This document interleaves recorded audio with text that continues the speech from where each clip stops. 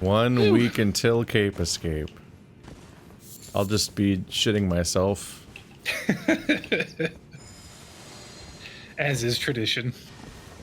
The funny thing is, I'm like, I tell myself, what's the worst thing that can happen? It's low stakes. What's the worst that can happen? I freeze horribly, and then I look at the fucking beginning of Cape Escape. I'm like, oh yeah, that's sure what happened. I'm so bad at talking as a character ever. But specifically, yeah, it's like hard. Acting is hard. It's like, well, acting is different because acting implies you know what they're gonna say usually, normally. No. You have Normally- the additional burden of Normally, improving. acting, you sell the line. You're selling a scene that's written in improv. It's like, fuck Yeah, you. Yeah, you're an improv Well, actor. just Improv figure out what- actors is- Figure out how it's this really character would hard. respond to a Tumblr ask in real time. Yeah. I mean, think it's hard. about character motivation. You just got to know your character so well that you can answer that question on the fly. Yeah, that's hard. I think for me, the way to think of it is like having like a voice and having like a posture and understanding like their outlook and stuff is like really where the heart of the improv is. Because like definitely, I mean, with like Beck and stuff, it's like it's pretty easy for me to roleplay him because like he sounds a certain way and he looks at the world a certain way. So it's like his words just kind of come out, like they just happen, and it's like, okay, like yeah, I guess this is how he thinks, you know. Yeah. I've been rewatching the series and I'm trying to take notes about what Jet does and doesn't know, or what was established or what isn't established, which has led to weird details like him remembering that if you get a strawberry milkshake, the strawberries aren't real. And I'm like, what the fuck? What a weird thing to improvise in the first episode about the diner at Cape Karma. Okay. But like, fucking just constantly I'm like, why aren't you responding? Why aren't you saying anything? What the fuck is wrong with you? Like, why are you just, someone talks to you and then you just like awkwardly stare into space because you can't fucking do this. That's method acting. Yeah, it was an interesting choice playing a character that just doesn't engage. It was very in character. That's what you can hand wave it as. There's definitely moments where it doesn't make sense, and it's just because I'm bad at it and cannot. Like, That guy just ran off. Wait, they're just running off the cliff. What the just fuck? What are they completely doing? freeze in the moment. All right, Yeah, the red ones do that. They have a death wish. I'm in Shadow It- Altus right now. Versions of it have happened in past ones too. I feel like I had good luck with Thunder in the Morning, but before that, when I was playing as Drez on the other series, it's like there's a part where like at the beginning of the playthrough, the chieftain of my tribe talks to me, and I just like don't respond for 30 seconds because I don't know how the fuck to do this, and I can't say anything. It's really weird. All right. Which is why I specifically made a character that was a loudmouth pain in the ass type character the next season to try to specifically change how it all goes. But then he became a character that does engage for different reasons though, because Hybrid cross. because I had months to anticipate dead laws, and I was like, if these characters interact, Argo will die. You just had the threat of Beck building up for months before this game started. Yeah. Beck is the best character I've ever played. I've ever written. Like, I just don't think I'll ever rival that. I mean, and it's fine. Like, the campaign, like, supported that. But, like, yeah, I don't know. I like, don't want to let people down, but I really don't think that anything I play from here on out is gonna rival Beck. It's too good. He was too good of a character. This is gonna be my legacy. I think with... Well, I'm gonna get better every season. Fuck I'm only humility. gonna go downhill. Nice. My thing with Sandals that's tough is that like Sandals doesn't have like a specific like voice or even like his worldview is like kind of difficult to explain. Like, he's just a really hard character to roleplay in comparison to Beck, who like came to me so naturally because it's just truly like, what would the baddest dude do in this moment? It's like, and I had so many character touch points for Beck that just don't exist for Sandals. So Yeah, Sandals does a lot more calculating and would like deliberate on choices a lot more. So. Yeah, so it's tough. I mean, the character that I think of the most when I think of Sandals is like Tyrell Wellick from Mr. Robot, who's like close but not exactly accurate. So it's like it's so much harder. Whereas like for Beck, I have so many characters I just like think of directly, and I'm like, okay, this is like a guidepost to work off. It's gonna be interesting because like I think of all the characters between seasons, Jet has had the least arc and has changed the least in the time that has happened. But we never got to see how Jet would normally react to these kinds of situations half the time, because I think he is a relatively proactive character in a crisis, which he didn't know he was in for half of the original story. Yeah. All right, let's get started. Okay, so I think we're heading towards the Shadowkeep today. I forgot everything. We have like nothing to do really. One thing we can do, I think, did we go through? Yeah, we went through the little cave and then down. Yeah, we went to the ravine. So yeah, I think all we have left to do is Shadowkeep. I think we've done everything. We've done everything. So let's go. In the time since last session, I think I split off from a Shadowkeep and went on to go back and clean up and explore 50% of the map and all the weird offshoots, and then went through and am now stuck on the final boss. So I have thoroughly forgotten where my place was in this one. Just completely overrode my memory of what was happening. But soon I'll be free of having 2 playthroughs. But the more I see of the final boss, the more I'm worried about how it's gonna go with us. I'm interested. No, we'll be fine. If I need to, I will respec back to my parry build, and I will literally just parry him. I will just parry him 400 times. I've never been more upset about a character being able to getting scaled by us being in multiplayer than that nightmare. I think the secret to the final boss in the DLC is to summon Toaster, because he's done it 250 times in co-op. I think I've done it. Yeah, I've done it close to 250 times in co-op. I think I'm at the point. I don't know. I haven't really. Oh, yay! Oh shit! The room broke. I forgot. And so too has a powerful charm. We did it. The game's freaking out. Okay, so. It happened 5 times. It did. It happened 5 times. Okay, so this is a change of plans because you got too close to the Black Keep, which is good, which is what I wanted you to do. Surprise, motherfuckers! We're not doing the Black Keep right now. We're going to the fissure. Where's the fissure? Oh yes. Yeah, okay. The sad hole. The sad hole. This is true. The sad southernmost Grace. The saddest hole. The saddest hole. I still don't know what that means. Surprise everyone! I might cry. There might be a crying that happens. It is a sad Toaster crying hole. on camera confirmed. Wait, where the fuck am I? I'm probably Today we not. discovered that Cobb programmed crying into Toaster's model. No, we're not. I'm not. Never mind. I take it back. I'm never gonna cry. Even he doesn't know. I can do particle effects. You could do particle effects. You could give me big blobby moe eyes that have big globs of sadness that They pour have out of fizz her face. bones and jiggle around. Yeah. Ew. Like Jiggling anime tears, like God, that's anime it. nose snot. Yeah. Yeah. I hate it. Give me gigantic bug eyes that just like pour tears out. You know, emotions Anyway. are illegal now, actually. Good. Wait, My did we- computer we is didn't much get this? cooler right All now. right, so we than it placed has the Lord been. Vessel, and now we're able to go Was it past the sealed? Golden Fog. Yes, correct. So Oh. the charm broke, and so too has a great seal broken. So last time we came down here, there was a big seal that was marked with Miquella's rune.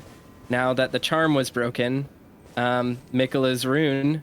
Actually, you know what we should do before we do this? It was important that we grab this, but there is a conversation we should have with the NPCs in our own game in order to move them places. So Oh, sure.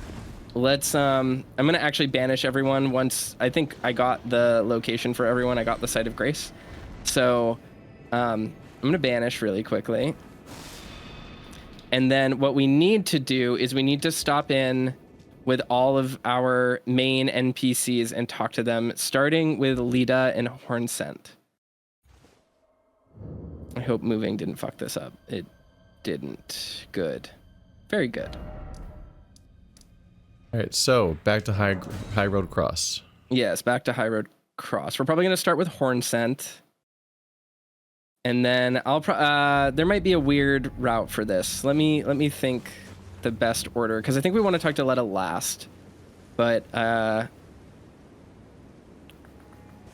yeah, let's talk to Thiollier first, actually. He's at Pillar Path Cross. Pillar Path. I think this is the safest route.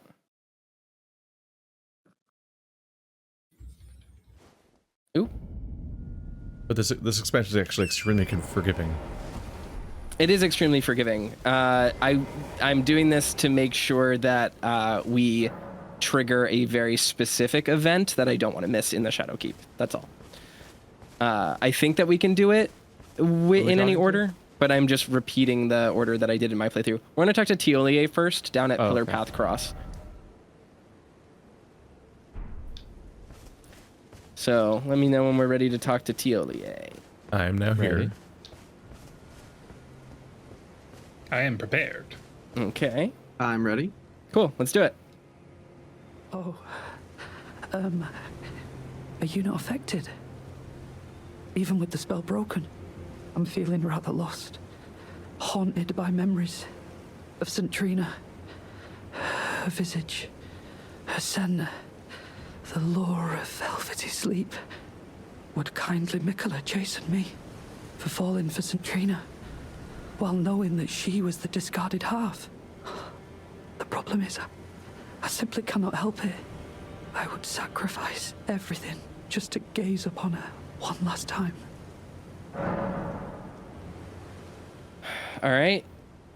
So he says one line of dialogue. I think if we rest, he might have one more. That's a cross, not a Site of Grace. I can't rest at the cross. Correct. Not comfortably. I'm feeling rather lost of St. Trina. Nope, nothing new. Okay, nothing new for him. All right, so now we will go to Highland, or let's go to 3 Path Cross and talk to Freya. We want to talk to all of the people before talking to Leda, and then So I this is think at the that beginning. triggers. Yes. Yeah, it's like near the very By start the first of the DLC. fireman. Yep. Yeah. Burning Man. So we're gonna do a lot of warping and just running between graces right now, but then eventually it will allow us to progress everything. I'm here. I'm here. I'm here. Let's do it. Okay. Oh, there you are. Good. If you happen to see Lady Leda, tell her that I'm striking out on my own. Don't worry. I've no mind to cross any of you. The guidance of kind Miquella remains etched into my very flesh. It's only... there's something that I must know.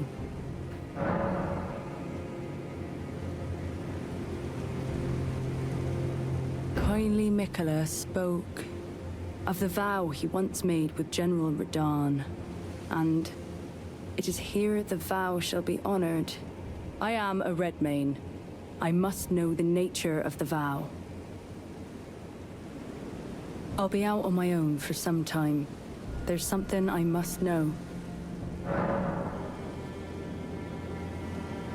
There is no need for concern. I will be true to my word. Though I do feel a hint of regret. Lady Leda, Honorable Ansbach, and warriors like you are all of a special breed. How glorious it would have been had we met in battle as So she has sworn those 2 lines of enemies. dialogue, 2 dialogue choices. Once we are done speaking to her, we will go to Main Gate Cross, which is just directly through the stone archway right in front of her. I missed both of these dialogues so far. Oh wow. Yeah, so this is cool to see. Let's do I did complete Thiollier's quest, but like I completely missed like yeah. So this is cool. All right. Let's talk to Ansbach next after that, and then we'll do more after Ansbach. I'm there. Cool. Ready. I'm there. Okay. Miquella has Let's do discarded his it. great rune. The fog that vexed my aging faculties has been lifted, and follies better left forgotten haunt me once again. Once, in an attempt to free Lord Moog from his enchantment, I challenged tender Miquella, only to have my own heart rather artfully stolen. I knew not how weak I was. I believed that with sufficient mastery, even an Empyrean would be within reach of my blade. I could not have been more mistaken. Miquella the Kind is a monster, pure and radiant. He wields love to shrive clean the hearts of men. There is nothing more terrifying.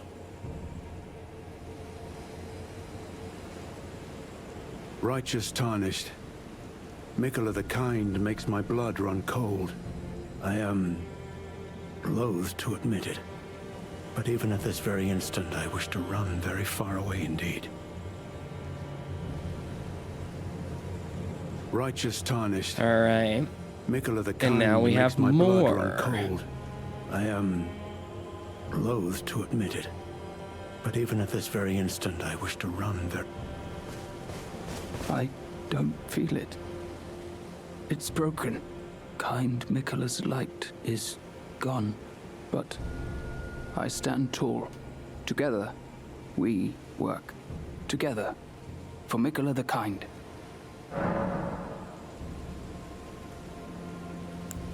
I don't know what to do. Our mother abandoned her brood. She did not love us. We are her children. So, in the dialogue with more, when we get an option, you should select "Put it behind you." Forever.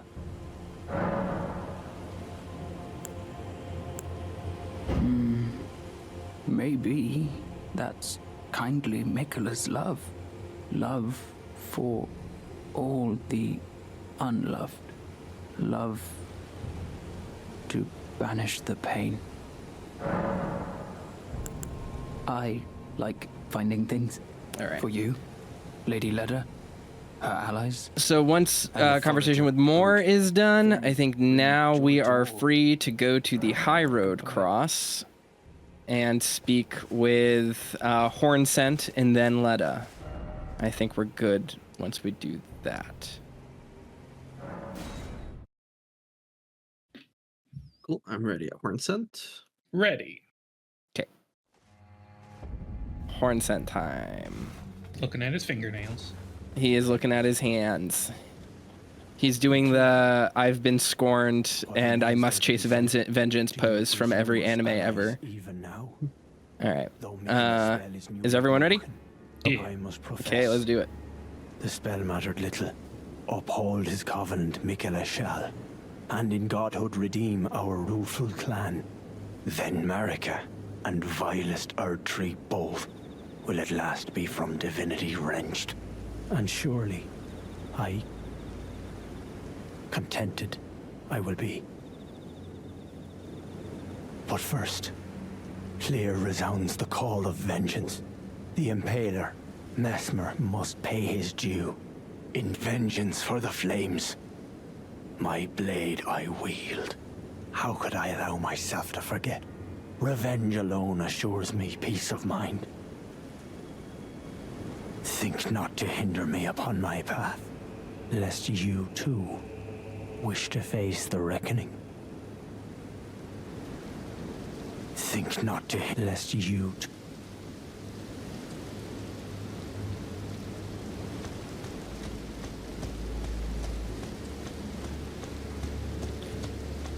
All right. And then finally, once we've spoken to them all, it is Leda.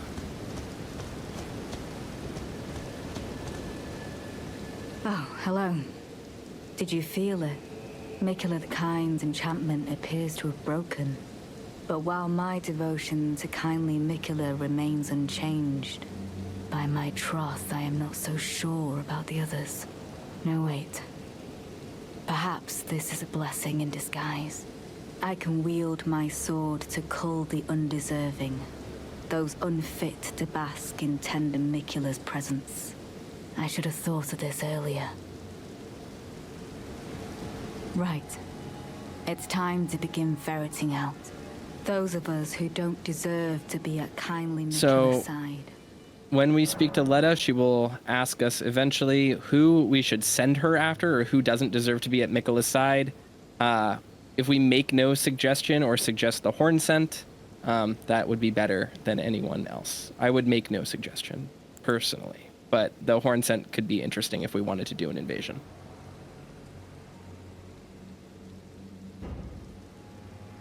Right.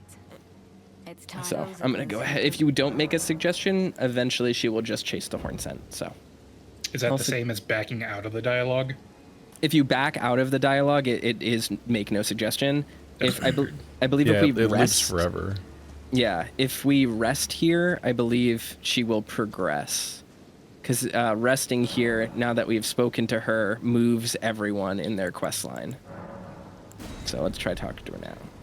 Hornsent left on mine. Yeah, Hornsent left, but she didn't. Ah, there you are. I've made up my mind. The Hornsent will be eliminated. If he were to point his blade at Sir Mesmer or Queen Marika, perhaps it would not matter. But vengeance changes a man. And one day, his blade may turn towards Miquella the Kind. Kindly Miquella is, after all, the true golden child. Even if he discards every last drop of his being, his lineage will always remain. I believe the Hornsent suspects what I have in mind. He never placed his full trust in me, even under the effect of kindly Miquella's spell. He must have recognized something. The scent of the killer that slept within me. The stench of crusted blood. All right. She's There we go. upsetting.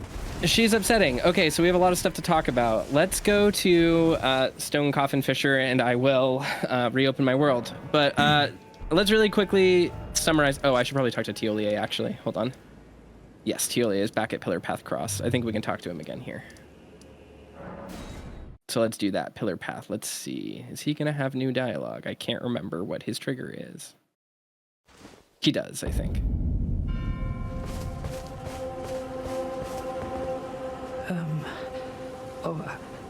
I had something I wish to tell you.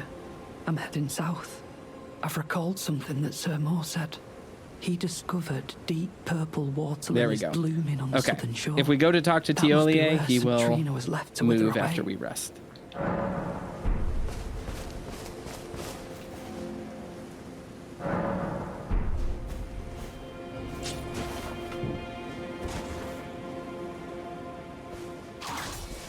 And he's gone. Very good. Okay, I think that moves him until the next spot. So we can go to Stone Coffin Fisher, and I will reopen my world. So there's a lot of things to talk about right now that are really interesting. And I'm going to go kind of in order of, I think, like least to most important, which is kind of interesting. So Thiollier is the character that makes me the most sad in this video game, period, end of story. But what we learned from the charm breaking from him is pretty simple. It's nothing too crazy. It's just he was bound to Miquella by Miquella's charm, and he worked with the whole crew. But his obsession and I guess commitment to Miquella comes from his commitment and devotion to Saint Trina. And now that his charm has worn off, he is now basically his mental health is completely unfrayed and just falling to the wayside, because instead of wanting to live for the sake of helping Miquella, despite his devotion to Saint Trina, now he is pursuing Saint Trina's eternal sleep, as Saint Trina will only speak to those most devout to her, and that is, of course, those who pass away in their sleep. So that's sad. He's pursuing a death wish, is kind of what happened with Thiollier. We then talk to Moore, obviously, who is really sad. He says the Forager Brood kind of split up, and that is a metaphor for the rest of the group. No one really visits him anymore. He's alone. He's just very sad. And he asks us, like, what do you do here? Or should I just be sad forever, or should I carry on? If you tell him to carry on, he renews his belief in Miquella's vow, this idea that, like, you should always persevere and always try to seek compassion. So that continues him forward from there. If you choose be sad forever, he just dies. He's just out. That's not forever at all. Yeah, it's sad. It's a thing that happens. I want him to suffer. there is that. Then, obviously, Ansbach is extremely interesting. Oh, I forgot Freya. Freya, she's really simple. She just says, hey, I have nothing against you guys, but, like, I was on Miquella's team because he's on Radahn's team, and I'm actually a red main. I'm here for Radahn. So, that's Freya. She's going to try and discover the nature of Miquella and Radahn's vow. What else is from there? Oh, Ansbach. Ansbach may be the second most important character reveal here. Ansbach gives us very important details about the nature of the Pureblood Knights and sort of Mohg's state of being. Basically, Ansbach lets us know that there was a period of time where Mohg was charmed by Miquella, but the Pureblood Knights were not, which means that Miquella allowed the Pureblood Knights to continue working and operating even after Mohg was charmed. He was truly using Mohg from the start. Ansbach attempted to fight Miquella, and Miquella just completely enraptured him immediately, kind of with no recompense at all. So that is sort of the detail there. Now, Ansbach also says that Miquella is the most terrifying. He's a monster. He's the scariest Empyrean, which aligns with things that we know from the base game.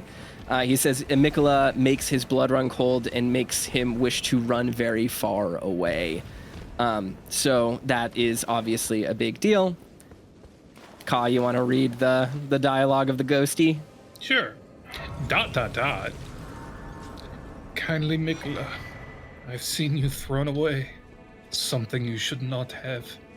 Under any circumstances. How will you salvation offer to those who cannot be saved, when you could not even save your other self? So that's a really important detail. So a lot of people read the old cross, the one that says, like, it's here. Right here, it says, I here abandon my love. A lot of people read this as him literally losing the ability to feel compassion and love for people. But the ghost kind of clarifies here. As detailed in the text, in like the base game and in item descriptions and stuff, Miquella's love was Saint Trina. And what his love really was, what that meant, was his ability to offer salvation to people who were unloved and unsavable, basically. So, as I mentioned before, Saint Trina gave solace to, for example, like people who suffered from madness and people who like couldn't cope with the nature of the of the lands between. And as a result, by getting rid of Saint Trina, Miquella has essentially abandoned those that he was campaigning for. It doesn't necessarily mean that Miquella doesn't believe in love and can't feel love, as we will learn and we will eventually see. The issue there is simply Miquella has given up on his ability to save people in general, that he is ready to move on from this world, which is what was meant by the previous cross that says, it is here that I give up my doubt and vacillation, because he had previously tried or attempted to kind of save the world, so to speak, like keep on trying to make things better, but eventually that became untenable and he had to give up the ghost there. And that, go on, sorry. Oh, sorry. I was just reminded of like the Greek idea of the different kinds of love, and Yes. one of them being love for your fellow man, agape, I think, Agape. Yes. or agape, as we prefer to say. Yeah. No, I have a whole rant related I to that. too, I too am a gate for my fellow man. Aww. So there's some cool items over here. I think you guys all missed it, but if you go back to the cross that we were just Yeah, at, we gotta go to the side area. Yeah, there's a The warp side item. area here to pick up an item that I missed in my original playthrough of the DLC, but I know it's here now. I don't think I've ever been there. Yeah. Yeah, there's I bet like I a can little survive this cave. fall. You have to drop from the forward angle. So there's no context for this for Ka since he hasn't played the older Souls games, but there's a ring in Dark Souls 2 called the Agape Ring, and the amount of people who tell me I'm wrong and insist it's the Agape Ring is wild. And those people are very wrong. I will not, and they're very confident in telling me that I'm wrong, but I'm just like, no. It is a Gape Ring. It is 1000% supposed to be a Gape Ring. Uh-huh. It's a hole. The icon for the ring is a hole. That ring do be gaping. We And could it's- solve this very easily by just looking at the Japanese name. Yeah, well, I remember. I think someone But like nobody, translated the nobody can description, read and Japanese. yeah, it's like that it's an people open just vessel. confidently lie. It's an open This is true. vessel to steal your souls. That's the whole point of it. Yeah. And people like had some like roundabout. It's like, oh, but it's like self-love to not want to consume souls or something. There's a very roundabout like explanation justification for it. I'm like, no, like look at its No. icon, and it like. Why So- does it have to be? What's the downside if it's not? I think some people just like have a knee-jerk reaction to being like, oh, like Agape sounds funny, and like Yeah. so It's they got to think be it's more Yeah. poetic than And that. nothing's ever been It is funny in a funny. From Software game. right, but it's just like Those oh, are man. serious games It's for the big whole ring. boy It's the gamers. giant. It's the giant hole ring. That's what it's supposed to be. Like, So down here we find two items. One's a crafting item, one's a sword. It says bruise-colored putrescence that oozes from the stone coffins, congealed into a large viscous lump, material used for crafting, found underground in the land to where stone coffins drift. The putrescence is what remains of the impure lives kept within the stone coffins. So this is bodies. This is body parts. This is body goop. It's just rot. And then we pick up the Velvet Sword of St. Trina, which is the Sleepy silver Blade. sword. It's Sleepy Blade. The silver sword of St. Trina, now stained the color of velvet, inflicts eternal sleep. When St. Trina was abandoned, the faint light purple mists coalesced into an intoxicating deep purple cloud. So it was here where St. Trina was abandoned that suddenly her sleep mists turned from simple silver to this like putrescent, purpley, disgusting mixture that inflicts eternal sleep on people, furthering the whole suicide, self-harm metaphor that I've been talking about the whole time. So there is that. I might use that weapon later. I don't know. I need to. I'll probably play around with the Sword of St. Trina and the Velvet Sword of St. Trina just for funsies. But you'll notice here that all the enemies are stained purple as well. Just kind of cool. Because they're so that's easy. kind of neat about the slimes being just human goop. Is that dates back to like Dark Souls 1 even, just to be as a design element that they have, where like if you look really, really closely at the slime models in Dark Souls 1, you will see human body parts in it. Yep. It even has like a face on part of it that like you can't just normally see really in gameplay, but it is there. Yeah, it looks like when the FBI finds bodies that have been sitting for 3 months and they pull the blanket back in a movie and you're like, ugh, soup Yes. man. Yes. Let's talk about Freya really quickly, because I want to talk about this character, because a lot of people miss a lot of interesting details about her that I think are really important for understanding Miquella. I missed her story. She's gone now. Yeah, Freya's crazy. She just goes away. Literally. Wow. Freya's nuts, big time. So she was an Oath Seeker. If you look at the Oath Seeker armor, the Oath Seekers became the Needle Knights. It says, these knights set off on quests of discovery, hoping to find by themselves an oath of their own, choosing to serve in perfect lifelong devotion. We'll learn later that the Needle Knights, that Leda is the last of the Needle Knights. But importantly, she said in that dialogue, basically, that she is no longer bound by Miquella's charm, but of course she's super devoted to Miquella.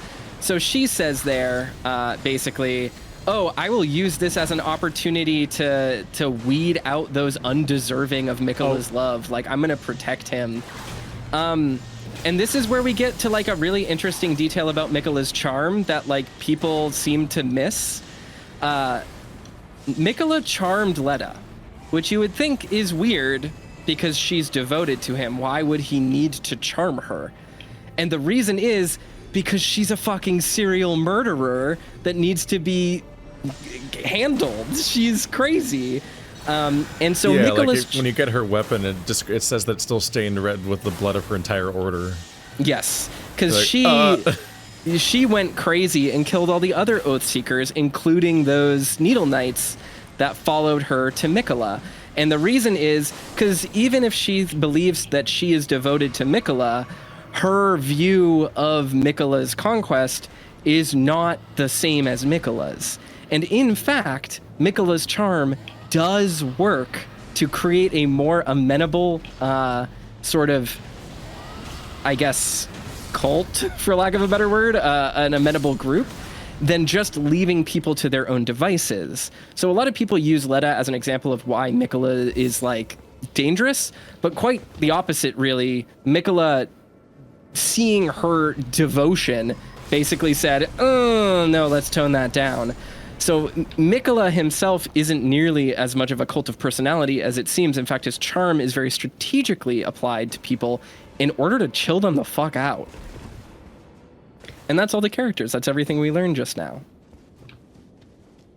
There's a Grave Glovewort 7 back this way. I will grab one. I do need that. I think we all need that to upgrade our things once more. Yes. I might start running the skeletons for the buff, but I'm not 100% sure if it's worthwhile. Because the dry bouquet will take up a talisman slot, and we're so low on those. All right. Oh yeah, we have fucking Dark Souls 1 tomb skeletons here now. I forgot about this. I love these. Yeah. Literally the same. Literally Dark Souls 1 skeletons. Well, they've been unemployed for a while. They deserve They a have job. been.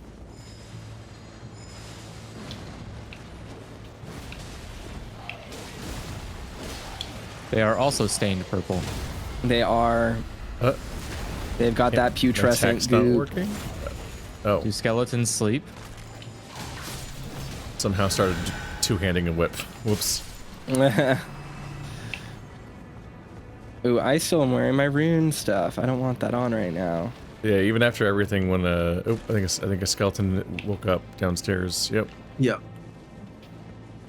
Even after everything that's happened, when I'm fighting the final boss, I'm like, I think every time I lose might be the good ending. Yes. Yeah, I have a lot of thoughts about that, and we'll talk about it when we get to it. But I think, personally, if I had the choice that is presented by this game, I would choose Miquella every time. Like, there's just no doubt to me that I would do that. But, you know, that's given the status quo of the lands between. I don't know if I would in the real life. Whoops, but, all genocide. Yeah.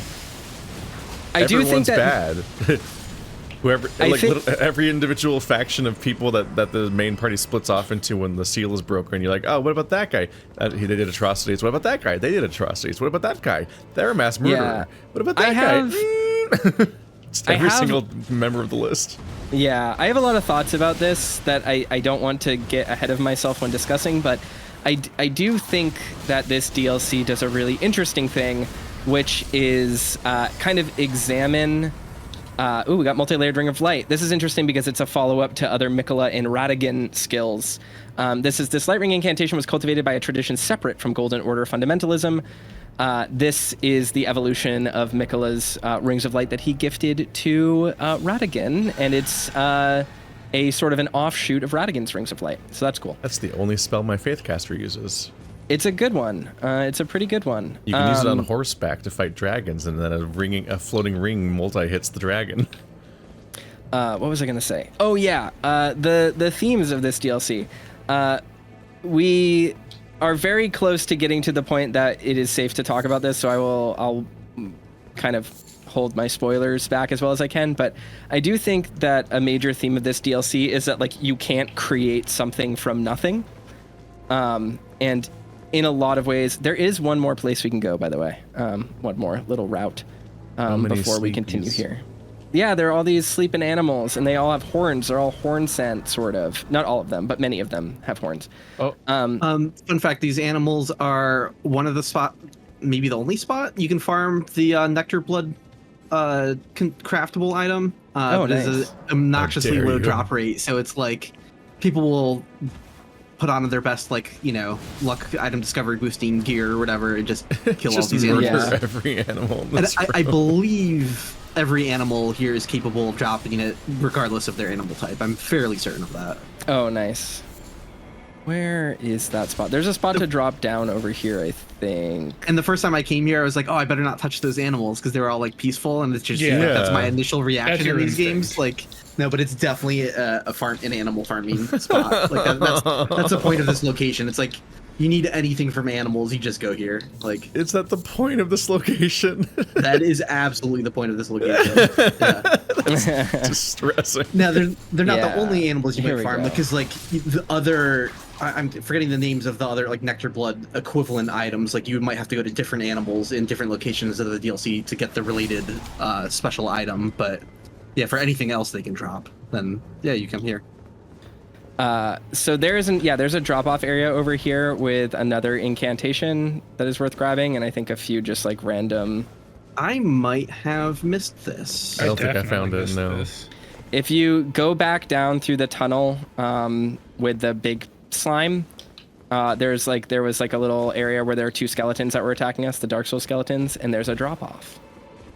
Interesting. Yeah, I'm fairly confident I missed this. So there's the massive putrescence sorcery. So it's a sorcery originating from the putrid liquor of stone coffins.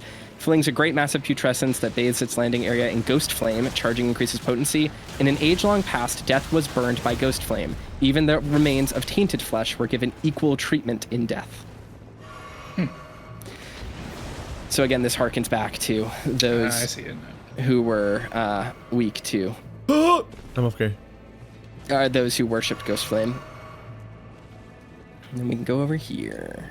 But yeah, so I think one of the big themes of this DLC is just this idea that you can't create something from nothing.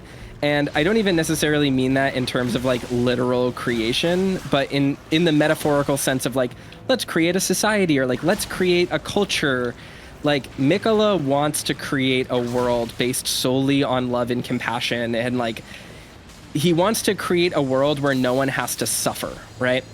But there's a paradox in that inherently, because Miquella wants to create a world where there is no suffering, but that requires him to define suffering, right? It's like a chicken and an egg. If no one has suffered, how can you create a world that is deliberately made not to have suffering, right? And so you run into this folly of like people constantly compromising their ideals and needing to build off of systems that they don't support, and then basically toss things away as they try to push towards a new world. And that tossing away creates the conditions that they were trying to avoid to begin with. And that's really sad, because Miquella has good intentions, but, you know, as dictated by him tossing aside St. Trina, like, he basically tells all of the people, the very people that he's trying to save, like, I'm going to make a world where there's no suffering. Don't you want to go there? Sorry, I'll send you a postcard. Like, and that's fucked up. That's like sad and fucked up. And I think a lot of people interpret Miquella as like a character that is like, he's like Griffith, where he like is stepping on bodies in order to create a utopia, and like he's actually self-serving. I think the thing that makes Miquella really different is that Miquella isn't self-serving, he's wasteful. And that's sad. You know, that's like a slightly different, there's a more nuance to that. So, all right, I can't level up. I need like 3,000 more experience to level up, and then we'll go down. Let's see. This gonna be enough? That might be enough.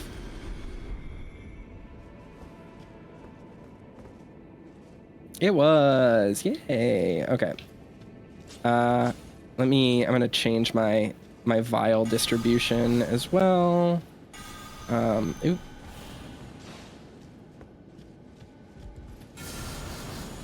Vials. Perfect. Oh, and I need to change my physic as well. I definitely wish that NPCs in these games had like at least bad ends or something instead of no ends in some cases. Mm-hmm.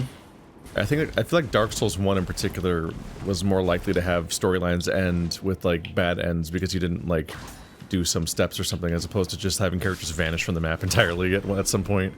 Yeah. Because I did all the dialogue we did today, but having reached the end of the game, Ansbach and Freya just wiped out of the existence of the map. They're just gone. I'm like, okay, I killed most other characters in the narrative, but those two just blinked out of existence at some point in the game. You and I'm probably like, well, that's just unfortunate. You probably just didn't find them because they moved to special locations. Yeah, yeah. I don't remember. Does the icon say where they are forever, or only after you rediscover them every time? I think it's only after you rediscover them. But also they're not near bonfires. I don't think. I think you need to actually find whatever the closest source is for them, so it's going to label differently. But yeah, there is a ghost here, and then we'll do some fun stuff. So the ghost says, "Oh, please grant me the courage." Oh, you guys rested. And now I can't talk to him. I see. Someone's probably still resting and leveling up, I'm guessing. I have to... No one's there. I have to rest, because when you rest in the middle of it, it breaks the prompt. So no one talk to him. Don't talk to him. I'm going to rest and then get my prompt back, hopefully. Because I don't want to be locked up. I have no prompt for him, but we'll see. Well, we'll see. All right. Okay. And I think we should be able to summon Thiollier for this fight, but I don't remember. If this doesn't work, we can all warp back to the site of grace to get the dialogue prompt. Here we go. So it says, "Oh, please grant me the courage to fly to your feet, my dearest Saint Trina." And it's just an obvious little thing. Like, I like this way better than I like the dumb strike them where they're weakest note. You know what I mean? Boop. Curse you, golem, strike them where they're weakest. Yes, exactly. This makes my stomach turn every single time it happens. Do you not like falling? No, I like how the horse spawns in the arena. Okay, yay! Thiollier. Why can't we have arena horse? The horse just appears until... He's just like spawned in the arena until we walk in. Wait, what's this kid doing here? There we go. There he is. Hi, buddy. He's here to fulfill his death cult needs. I guess he's not rottable. This is an extremely weird fight. I don't know. Just a bizarre design. Sure. Fascinated by him. I love this fight. Oh, dead. I feel like it's what's his name from Bloodborne? The one reborn? Weird no, fucked up horse. The DLC Orphan boss. of Kos, yeah. Orphan of Kos, like on horseback. He was kind of this guy's vibe. Yeah, the placenta weapon. Yep. He probably uses his rig in some way. It definitely feels extremely fixated on I died. recycling models and things. This is gonna be tough. I got murdered by accident. He's gonna be tough in co-op because of how much he moves. Yeah. This was my least favorite boss that I've fought so far. I love talking to people about this game, this DLC, because everyone has a different least favorite and favorite boss. Yeah. I hate him because of how much he moves, and in my solo playthrough, I use a very slow weapon, so I will try to attack him and maybe hit once before he moves. I like that he has big telegraph projectiles to jump over and other goofy shit. I also did not realize you could jump those at the time. That's important. Oh yeah.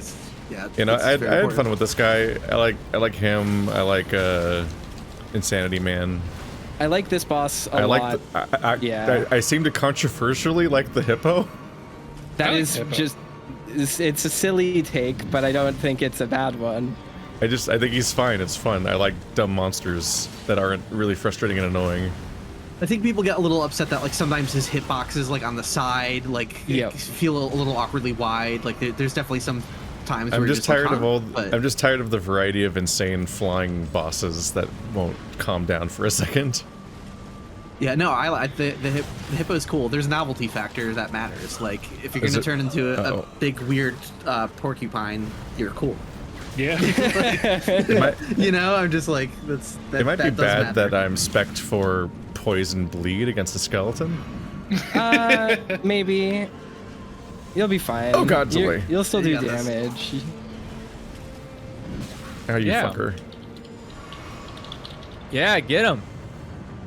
Thiollier, get him. No, he is Oh. rottable. Ah, He's fuck. rottable. Well, then rot him, Caw. Well, rot Yeah, I'll is do like that a to hell. magic nonsense sickness. Ow, fuck. My organs. I don't even remember what this is set to do. Let's find out. Oh, God.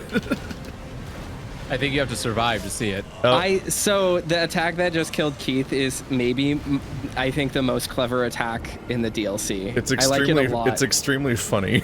The yeah. horse spawn. Just Yeah, the so- aggro horse. The way that it works is he jumps, and wherever you are when he jumps, he will home to. But if it's timed so that if you roll immediately, the horse will spawn, and the horse homes to you where you are when you spawn. So when he spawns, so if you dodge immediately to dodge the jump, you get frame trapped and you get hit by the horse, which is extremely clever.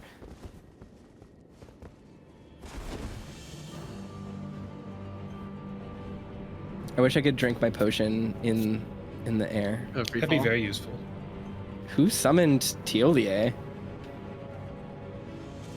Oh, someone else was down here. I see. Yeah, in normal non-seamless co-op mod, there's a huge delay between the host coming down here and the Phantoms being able to walk through the fog gate initially. Yeah. So it Because they have to fall all the way down. They have to fall all the way down. Yeah. Oh fuck! I got instantly killed. Solid Well. start. I was just not paying close attention. Oh, I missed. So yeah, I've seen a lot of hosts die just before the co-op summons even get to help at all. I'm not. Why am I never ready for the boomerang? A boomerang. So this is something that we can't really use as Ow. as meaning or lore hints currently, just because it is just like cut content. But the original name for this boss in the game files is Knight of the Gloam-Eyed Queen. However, it is Stop not. It is not actually related to the Gloam-Eyed Queen anymore, who is not really a part of this game.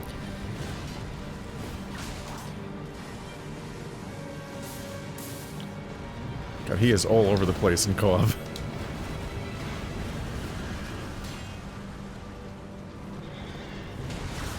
Come back. Are you throwing furnace pots, Andrew? I am. Don't throw them, they're limited resource. Yeah, but we got 5 people's worth. We do, but just be careful about that. That's the type that 'cause- literally runs out permanently, doesn't it? Yeah, Because it uses a furnace visage, which is a Yeah. limited item. Yeah. I mean, they're strong, but like you may as well just use having volcano so much pop. trouble just reaching the boss in co-op. Yeah. Yep. Oh, he's doing his thing. Jump time. Oh, we got mad ups. Ow, fuck. It was not worth trying to attack. This is gonna be a fun boss. I'm enjoying this. You've been watching the whole time. Yeah, I'm enjoying the like pacing of our character deaths and stuff. It's fun. Oh, he's on me. Oh, god damn it. Oh, it's all of his timing and It's already shit is back. weird. He definitely feels like a Bloodborne boss. Like he Yes, has that yeah. like interesting timing for his attacks. Him's head upside down. No. No, leave me alone. God damn it. No, stop.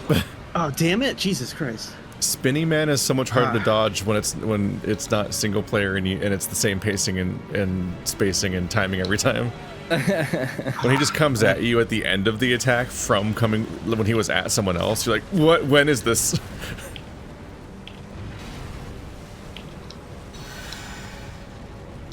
Heal from afar is so good. Yeah, I love it. I could be wrong. I gotta talk to. I know someone God who's damn like, it, looked that at a delay. lot at the AI of these games. I'm curious if there's unique multiplayer interactions given to some of these bosses in a way that wasn't done as much in previous Oh Souls god, games. here it comes. So I think this DLC does have a different like aggro priority. Yes, it's doing something a little bit different because like a lot of bosses traditionally do stuff where it's like whoever attacked the boss, like it'll aggro on. Sometimes it'll switch to a proximity thing, but there's certain boss attacks that, again, I could be wrong. The underlying reason might be something different, but I suspect that they might have actually finally taken the time to program in some things like, oh, if multiplayer players are present, like have this attack focus on who you're not mainly aggroed on, or like switch aggro. Yeah. I've noticed it with I think the horse sometimes does it. Mm-hmm. Like even if like no one new attacks the boss, sometimes the horse is just like, no, I'm gonna go to this other co-op summon now, in the middle of that move set. And it happens with the Shadow Tree avatar too. His like homing dash attack that he does. In his second phase or whatever, like it on the third attack, he'll retarget. And it's like, what the hell? Like, okay. Yeah. So Thiollier auto that's kinda summons interesting. after the first time you summon him, which is neat. Oh, that's helpful. Hmm. I know they did some changes with the gold summon signs in the latest patch. Yes, they didn't mention that specifically, but I'm wondering if that's part of it. I was gonna say something, I don't remember what. Oop. But yeah, I swear the horse popping out doing these dash attacks can retarget even if no one, even if he doesn't change aggro. Archer Lady's just zoned out. She's what? She's just zoned out. She's not doing anything. I need him to get hit I'm by trying the to. moon. I tried to spawn her outside of the fray so she doesn't just get blendered. It's like she'll see the fight sometimes over there. That's a little bit too far away. It's not gonna hit.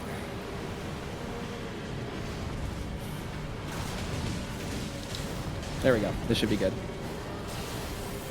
There we go. That did damage. Oh, come on. Oh, manual aim. What are you doing?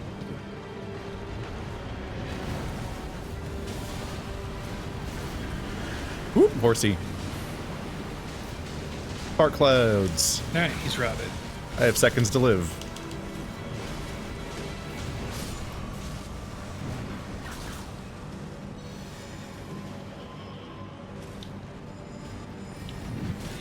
Oh, he knocked me down. Ouchies. Oop, wrong heal. That's fine. Ow, the return. Rude. Damn, man. Oof.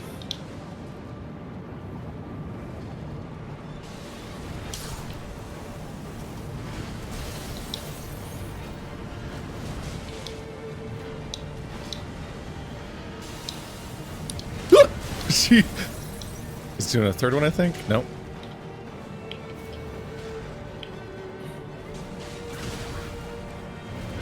I always fall for that. It's so delayed.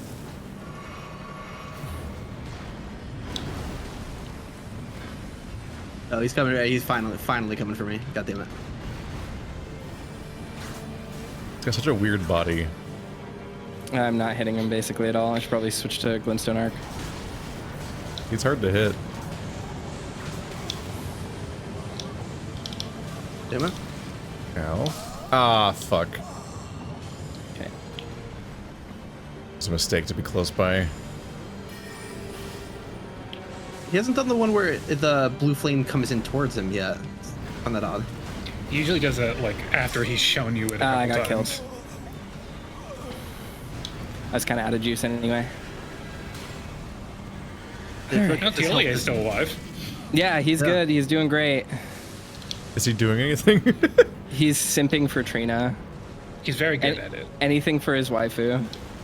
I keep seeing him run towards the boss, then slowly walk closer. Stay away from Ka, god damn it. No. For fuck's sake. No, This is we tough. needed him. I need from afar. a minute and a half to heal myself each time. No, I don't like that. Oops, down a bar glitched out just now. Hey, it's okay. Oof. Oh, no. Come on. No, that was bad heal time. That's good heal time. I think you just sprint backwards, honestly. Avoid the fire entirely. The range on it feels really inconsistent. Oh, Like, no, sometimes it feels like you can that run away wasted from to it, sometimes I not. whiffed the hit at the end, so staying close didn't even help. Got the, Yeah. They made it tough to tell where the fire is gonna go. Nope. The black pulses land at such weird angles that don't indicate very well. I wish it that's why I radiated out died. in a perfect ring. You know, like the fact that it like scatters a little inconsistently is a little frustrating. Makes you think you can be smart about it, but like the bursts of it are so big and so inconsistent that you're like, like you might as well just be acting like it's landing as a pulse every time. All right. Can we do it? Probably. Let's see. But yeah, we'll get it. We just need I'm to not trying die figure immediately. out Which has everyone rested to get rid of their rot? Oh. If it's a wipe, it automatically does. Oh, it does. Okay. Oh, okay. Cool. Oh, okay. Cool. Beep. Let's just run. We could probably upgrade our It's the mimic. game that wipes Oh for no, you. I need ghost, I think. That's handy. A little horsey.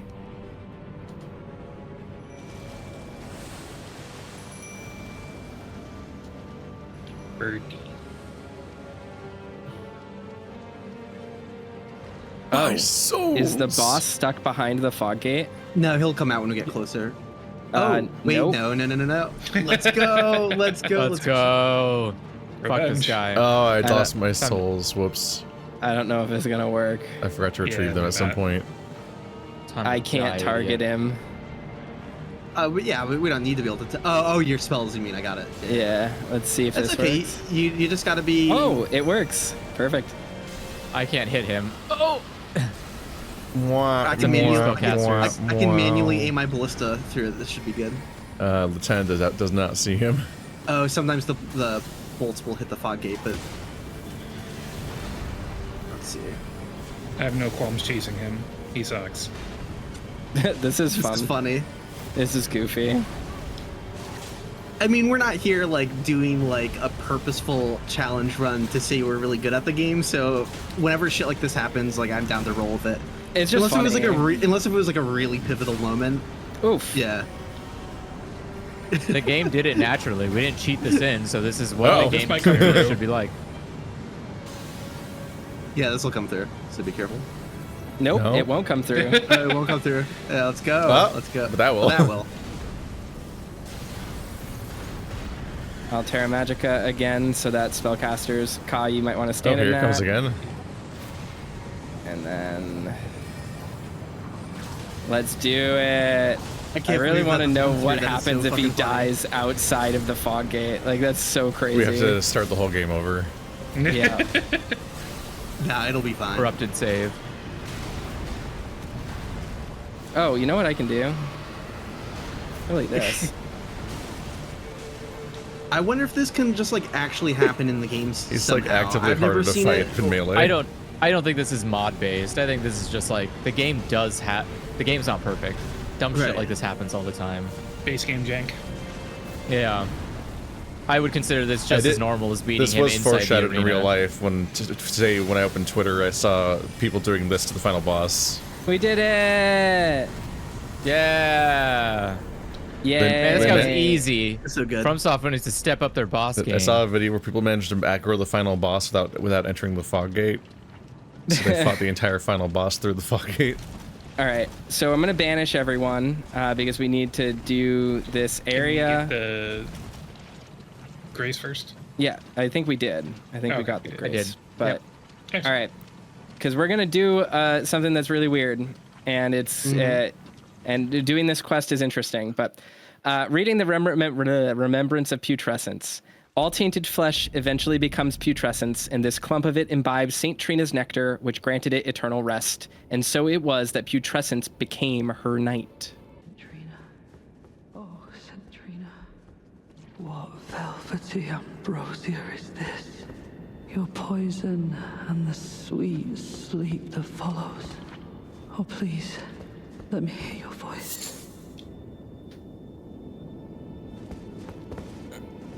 All right, here's this. So before we move on, let's just talk to Thiollier a bunch. And then before we progress, I will explain this. Hello. Thank you for your help. Without it, I wouldn't have seen St. Trina again. I'm drifting off in the sea of her poison. Soon, I will hear her voice. Let me be. I won't be long. Oh, I almost forgot.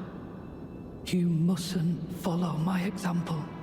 St. Trina's poison would plunge you into an eternal slumber. It must be me, and only me. I am gone, adrift in sleep, so that I may hear St. Trina's lost voice. Let me be. I won't be long. So, a lot of people get confused on this quest and how to progress it, but it spells it out pretty plainly if you know anything about St. Trina and you just listen to Thiollier. He basically tells you, I am going to commit suicide now. I'm going to drink St. Trina's poison until I drift off into eternal sleep. He's very glad to see her. She's basically just she's like a girl that's like blossoming out of like a weeping bell style, like weeping willow type flower. I think it's technically a spider lily or something like that. But anyway, it's the same as like the St. Trina's lily and the Miquella's lily and stuff like that. But he tells us, you must not follow my example. It must be me. Because he believes he's St. Trina's most devout. He's God's chosen warrior. He believes that it's his job to do this. So what we're going to do is we're going to talk to St. Trina and we're going to imbibe her nectar. And we are going to weaponize our status as a Tarnished. So we drink her nectar. And it does exactly what Thiollier says it would. It fucking kills us.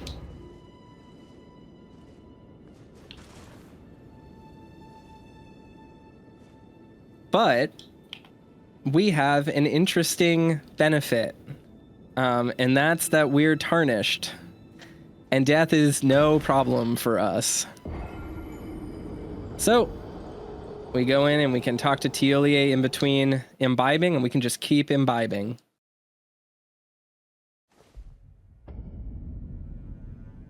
Because we can show St. Trina we're the most devoted of her patrons. Her worshippers. I got a good Weird flex, but okay. Yeah, right. I got help here from online messages that I don't remember how they were worded exactly, but it said something about like, I don't remember if "and again" is something you can say in the messages. So someone had a clever way of wording it where they implied just keep doing it. Yep.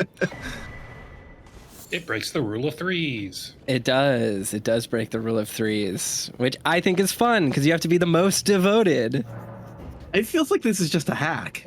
We are hacking the system here. We Trina are does hacking not- the system. Trina here. does not. We are not the most devout follower. Thiollier is clearly more devout than us. But how would she know, right? Like, it's very clever. I like it a lot. How is he more devout? He's only drank poison once. We've done it like 5 times now. He's actually giving up his life for it, though. That's the thing. Well, I like okay, the way the wings on your head bounce when you run. Oh, you're watching my stream. Yeah. I was like, how do you know? Get out of my room, weirdo.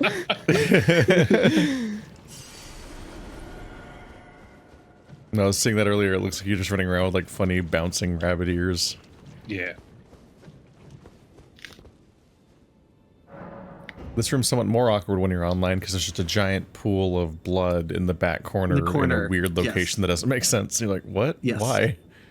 So Thiollier will talk to kind of spur you on as you do this. He's like, "Oh, why won't you talk to me? Waifu, notice me, senpai."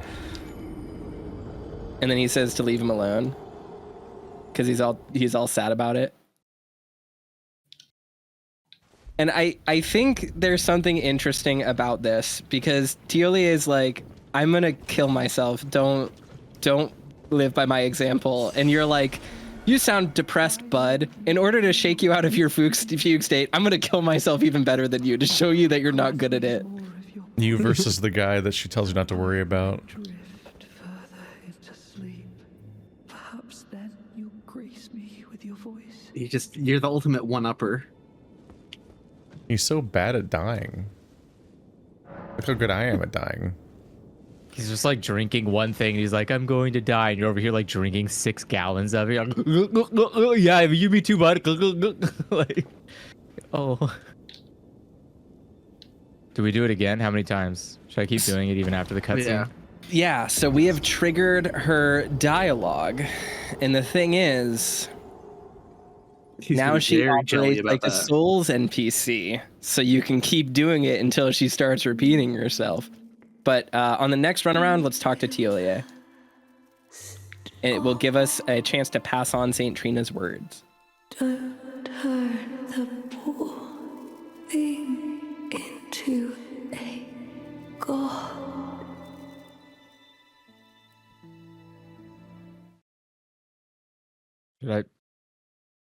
Am I supposed to tell him the words twice?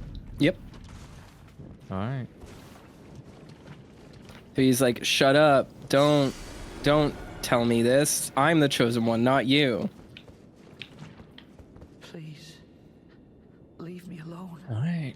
I will never forgive you. Goddamn, dude. I'll thank you not to lie to me. I am the chosen, not you. And then we can off ourselves again by drinking her nectar to hear another piece of her dialogue. Her voice when I cannot. Who's going in for the 7th time? This guy. Her voice upsets me. It makes me extremely sad. It like strikes me to my core even now. Andrew's all about that purple drink. Cannot believe you're It's good. St. Trina's nectar is just scissor. no longer. Oh, I thought it was like the purple Mountain Dew. I was gonna say. Hold that thought.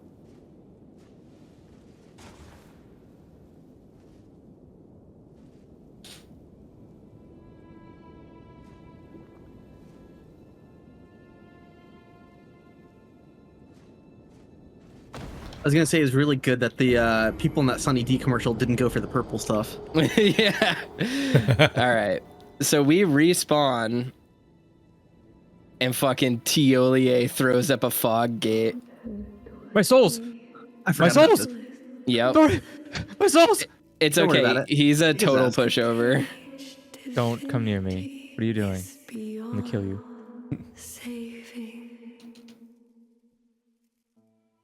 I'm just backing up and hitting R2 every time he sprints towards me. it's like it's not much of a fight. Oh, you do poison. Oh. It's Poison I Boy. will never forgive you. For your trespass, you will know my poison. And he'll drop St. Trina's Smile, which is an item that raises attack power when sleep is triggered. It says, only I am allowed to know of your velvety sleep, its sweetly gentle embrace, so please smile for me and only me. A little stinker, Thiollier. You mislead me. Such strength And then we can talk to him. for what?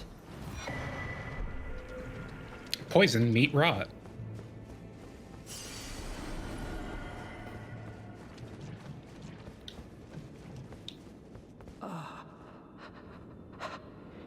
You. Thick with 2 C's. I was no good to anyone. Beginning to end. weak as a kitten and thick as 2 planks. I suppose dying in disgrace is fitting, in a way. Tell me, please, assuming you spoke the truth back then, what did St. Trina tell you? Then we can do Trina again. Tell me, please, assuming you spoke the truth back then, what did... I think by this point she just actually gets annoyed with us. Damn, dude, I'm running out of nectar. Yeah, like this isn't a fucking all you can eat. I feel like One she's per probably customer, bud. pretty lonely down here. She's probably like, oh, whoa. Sleep gods have refractory periods too. Man, this Somebody's bar's got enough great. nectarines.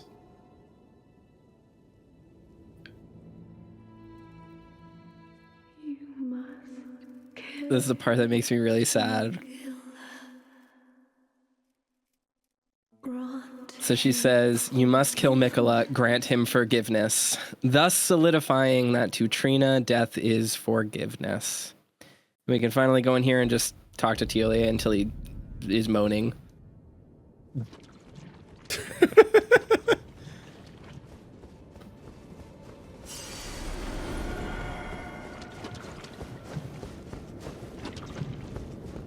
Tell me, please, assuming you spoke the truth, what did St...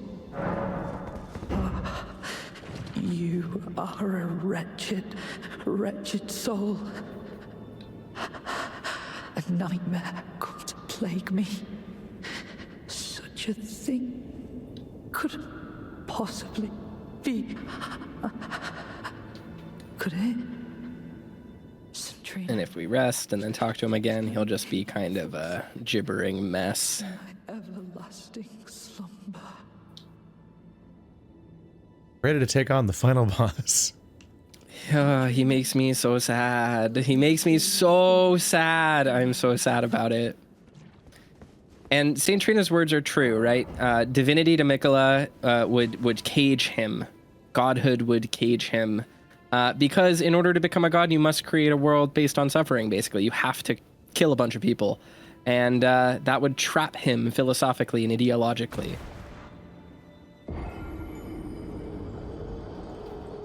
All right. And that's that. We did it. We did the Fisher. Yay. Can I kill Yay. this tree now? You can't kill Trina. Why? Because, The icon. yeah, you can't kill her. It won't let me attack in here. Coward. Correct. I wonder what type of interactions happen if you just disable that. I'm sure someone else has done it. I would be Yeah. surprised. I'm sure Zulu's probably already done it. Yes. All it does is she fades away. She doesn't even have dialogue, I don't think. She just fades out. She fades away, yeah. Yeah, I've seen that interaction happen in a few other places. So that's It's the same with that'd be my Rolana, first who guess. just replays her death animation Yeah. from her boss fight. But I think she has slightly different dialogue, but still. That's what happened when I accidentally hit the Hornsent. He just like poofed out. Yep. All right. So, my world is open and we are heading back to High Road Cross.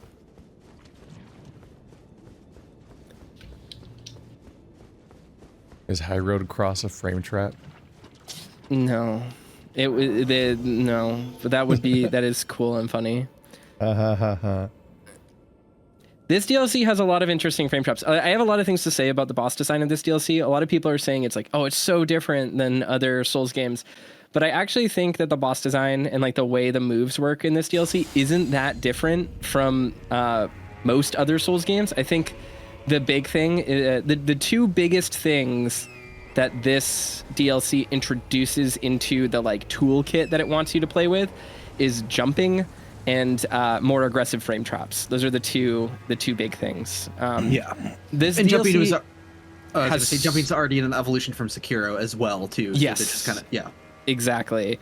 Like, overall, though, like, this DLC, it is not an exaggeration to say that it is the most taxing boss design of any Souls game up to this point, for sure. The big thing is just I don't think it actually is like that far above what it is already asking you to do. I think the big thing is just, one, bosses are really lethal, and two, a lot of people just forget that you can jump stuff, which is fine. The rest of the game doesn't really ask you to jump a lot as like a means of evasion, but I think it's pretty consistent in the DLC with how it asks you to check with jumps. And I think that's kind of interesting. Like, I think it's fun that it asks you to play around with that. Just because it is like a cool, I don't know, like function in the game to play with that's always been there that like people just didn't really realize, which I think is neat. I think one of my ongoing developing arguments about Elden Ring has been that I think player freedom is at times actively at odds with the idea of teaching players how to play a game. Yeah. So like, here's 500 million different builds and entire playstyles, but also choose your own difficulty modifiers with all these different things that added in. Yeah. But all of those mean that you never have to learn the way to do each boss. And so even when you're X amount into the game, there's zero guarantee you've learned any of the things they might think you've learned. Sure. And so like, yeah. you could literally be playing a different game. And that applies to things like whether or not you can recognize jumpable attacks, to like whether or not you understand frame traps or the idea of healing and neutral or anything like that. Because like, well, I summoned a guy. Yeah, exactly. That's like, totally fair. Like, yeah. like in base Elden Ring, you literally can just mimic tier the entire game until out of nowhere, specifically Malekith and Melania are unbeatable. And you're like, how do I adapt to a completely different game now? Because I can't play the game I was playing before. And it's like, well, the people who didn't play up to this point that way are more prepared because they're being rewarded for the way they've played the game so far, whereas you're being punished because you've lost what you've done so far and now have to adapt to a different game. And like these kinds of approaches. So there's a furnace keeper's note here. It says, keep fire pots well clear of the golem's furnace when the golem's furnace is ablaze, and never let me catch you with pots that produce flaming whirlwinds, for goodness sake. So that's the hint that the furnace pots deal extra damage and are really powerful against the golems. I love that note too. I talked about it earlier in the stream when I was complaining about the hit them where they're weakest message. Where this is a great implementation of something like that, where you're rewarded for exploring and there's fun environmental storytelling because you find a destroyed furnace golem there. So you're like, oh, they just accidentally blew up one of their own furnace golems. Yeah, like, exactly. It's very funny, and it's a good way to like hide a hint. You know, it feels more in universe than the hit them where they're weakest, where it's like we could imagine or pretend that someone else plunging the depths of those areas was like leaving a helpful note behind, but no, it just feels like a developer note. Like, it doesn't, you know, like. Yeah, completely. On the topic of like difficulty and like player agency, like kind of getting in the way of this stuff, like, god damn it, I got eaten. Killed me instant. Oh no, I didn't die. Yay. Keep him away from me. Instant-vor. There we go. Instavore. Telovore. On the topic of that though, like this idea of like you can play the whole game without playing the game, like I think that's completely true. I don't necessarily know where I stand on it. Whoa, instant death. Wow, I died in one hit. That was crazy. Because I used my mimic. I don't know where I stand on it being even necessarily a problem, because I think that it's like a issue that every game has. Like even with Sekiro, like I know so many people who play Sekiro and they're like, I never use the prosthetics. Like when I look at, you know, footage of like Sekiro, like I beat to be the fucking thing. God damn it. When I played Sekiro, I used the first two prosthetics the entire game. Like I didn't use any of the other ones. I just used like the axe and the spear or the firecracker. That's all I used the whole time. And like there are definitely bosses that are designed around using others or like really useful tools. Yeah. And in the game's defense, it always, like those options were always available to me. Like I always could have used them and experimented and possibly even put together what to do, but I didn't. And like, I don't know if I would say the game punished me for it, but it did definitely make things harder for me for not doing that. But then at the same time, right, like in this game, I do think that like people, I'm like of two minds of it, where I think that this game is like extremely, I think that's like a good argument for how this game is like easier and more forgiving than people give it credit for. Like the fact that you can actually get through the game without learning how to play the game is like, I don't necessarily think it's because the game isn't good at teaching. I think it's because the game is so flexible that you're just like given free rein to kind of do whatever, which is fine. And that makes some fights easier than others and some fights harder than others and some mechanics more obscured. It feels fine until it stops working, because then when it stops working, it becomes kind of the equivalent of the Fury is easy mode, where like Fury is easy mode was so badly designed that when you hit like boss 3 or 4, suddenly the game just feels completely impossible, because it's their lazily made easy mode of that game was just to recycle boss phases from the normal mode, and once you finally hit a boss that doesn't have any phases that are easy enough for them to make an easy mode boss out of, you just get blindsided by a boss that you literally cannot figure out how to interact with. Whereas if you played the game on the normal mode till then, it's a natural escalation of difficulty, and it doesn't even that boss doesn't even stand out. Yeah, and like akin to that, like people, like if you're just being able to summon or use spells or whatnot to get through like all the rest of the game up to that point, Malenia and Malekith, you're like, what the fuck is actually happening? Because you summon your Mimic Tier, and then they just get shredded, and you're like, oh, I'm fucked. I can't fight this at all, and I don't even have the tools to learn how to fight it, because bosses don't repeat. You can't go back and like practice anything else without starting the whole game over. That's a big thing. If these games were better about unlocking like ways to refight bosses outside of co-op, because there's huge limitations in terms of co-op affects the strategy of how you fight a boss, or just in terms of like leveling and stuff like that. Like maybe you're far beyond the point where someone is summoning for that boss, so you just can't even in co-op you can't even re-experience a boss if you want, depending on where you are. Imagine if you could use their remembrance to like summon a ghost version of them to fight again as like a pseudo rune farming / practice thing. Yeah, it would be interesting. Awesome. What if we brought back more good ideas from Dark Souls 2? I think boss rushes would be cool. I think part of this though is that like even when using like Malekith and Malenia as an example, like people are like, oh, like if I summon a Mimic Tier and it gets killed, like, yeah, but there's like other things you can do. Like respecking is part of the game, learning a new strategy is part of the game, getting beaten up until you try something new is part of the game, as is just summoning actual people. Like, I understand a lot of people don't want to have to rely on co-op, but I don't think that's a failure. I think that's just like yet another tool in your toolkit to use. So I think that there are, like, people view that friction of like, I'm dying, I'm not learning it, as like a flaw, but I think that's like part of Andrew's the overcome by experience of agape. learning a thing. Yeah, I was like, Andrew's having fun down there. Yeah, I needed to bring all of you together, and this was the only way. It's true. So the guy here says, no, such a thing is utterly inconceivable. We have not been abandoned. Mesmer is the son of Queen America. Her grace would never abandon her own flesh and blood. And this actually gives us like a really solid indication that Marika cleft the lands of shadow from the lands between while the campaign was going on. These people were lost here. They were cut off from the rest of the world. And now they're just stuck here, like, continually fighting this war because they can't leave. Bye. But oh, you're right. Okay, so either side is permanently affixed here. Yeah. I was thinking, like, eventually, technically, there's only so many troops on either side, right? Yeah, I mean, some of them would definitely... I mean, eventually there would probably be a stalemate given how many of these people are not tarnished. But at the same time, like, there's a lot more going on, so it's like, it's unclear exactly... Oh, sorry, I didn't see you sneaking up. Oh, you got him still. Yeah, it's best of both worlds, actually. Oh, fuck. Twin Blade Knight, I forgot about him. Calm down, Krillin. God damn. Did I ever remember to go out there? I must have, because it's probably a Shadow Tree fragment. Ooh! I'm fine.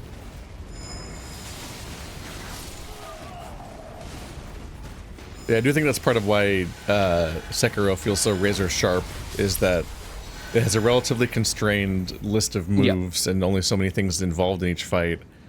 And you also, like, there's so little freedom in your ability to defeat bosses in alternate ways that you kind of just have to learn the game and execute on the game. It's like you're going to be figuring out when you can jump and how to do Makiri counters, and also the game itself also much more heavily relies on a very consistent visual language to dictate, to explain to you you know, like a Batman Arkham Asylum sort of way, just what will work when and stuff like that. Yeah, absolutely. Which even in this just game, wanna- sometimes you're just like, I would like to know when I'm supposed to jump, because sometimes I think Yeah, it's it'll work and unclear- then can it be doesn't at unclear. all. Yeah. So we just picked up Talisman of Lord's Bestowal. A talisman depicting Godfrey, first Elden Lord, receiving the precious sap. Increases poise after using a flask of tears. The Lord accepted the sap stoically, without any sign of wavering. No wonder Lord of the Erd Tree casts a long shadow over the lands. So this just tells us of I totally forgot to Marika's, come here. God damn it. Marika's conquest and of the age of the early Erd Tree when abundance was still plentiful.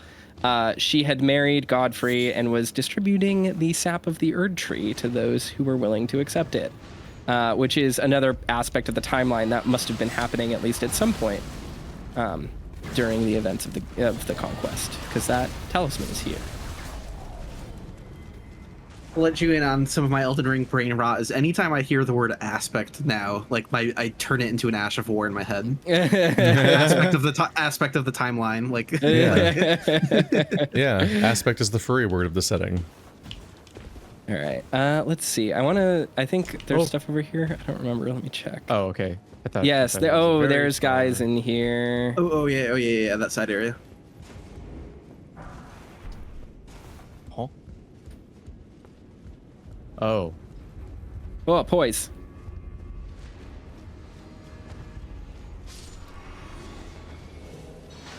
It's kind of a silly weapon. There's a Twin Blade Knight in here. But yeah. Was he angry? Oh, I can't heal Toaster specifically for some reason. you can try. That's good. Yeah, it's That healing didn't- everyone else, just not you. Great. That sucks. None for the host.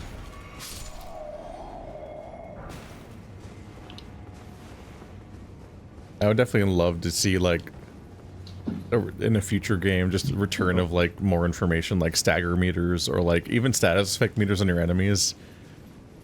Like, having... I would love to see more visual feedback for different kinds of moves, just to even tell if things are working and have more to work on, instead of just having it be guesswork and theory crafting.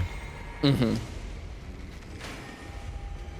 Just questions Yeah, like, is my poison whip doing anything? Stuff like that. I think bringing a posture display of some kind might not be a bad idea.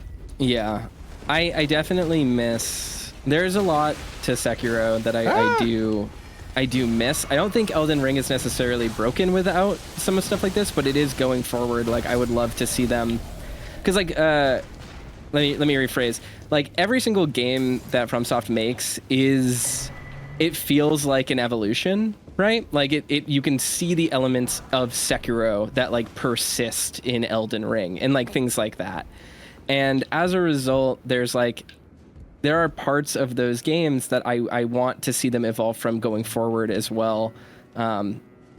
Even, you know, now that they have moved past them. Like, I feel like there's still lessons to learn from Sekiro, or like gameplay elements to bring back, just like they did with a lot of the stuff from Dark Souls 2 that made a comeback in Elden Ring. So there's definitely pieces here. Ooh, I died.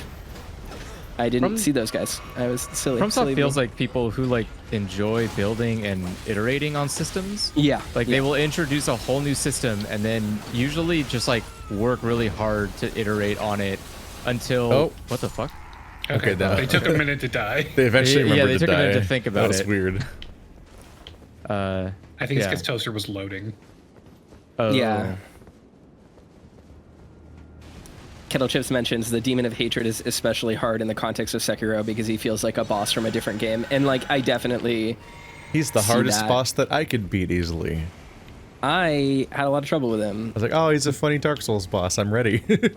My I'm issue free. was... Finally.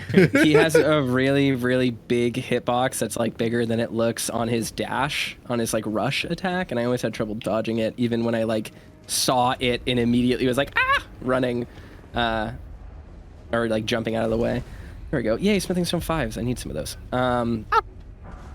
But yeah, I mean, I don't know. I feel like every FromSoft game has like a really, I don't want to say What? that Elmo ass sound.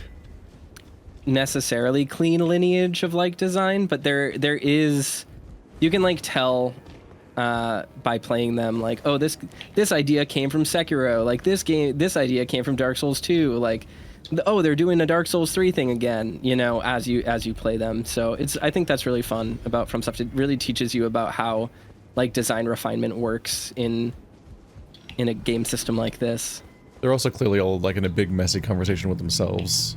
Yes, Like, yeah, they'll have a game come out like, it's a joke shield and it talks about engendering passivity, and then the next game will be like, we giga buff shields and they're weird and gimmicky and they're crazy now, and you can have 2 shields, and like, what the fuck is happening? Hey, shortcut's open. Yeah. There was a shortcut. Where? What are you talking about? From the hippo room. Oh yeah, you go down the ramp. Yeah, back to the hippo room. Yeah. Oh, I see. Very good. Was there any items down there? Oh, I see where you are. Never mind. Yeah, There's there's no items down there. But there are. You can summon. Be summoned to assist a Hornsent. Don't touch any of these. Don't touch Yeah. those.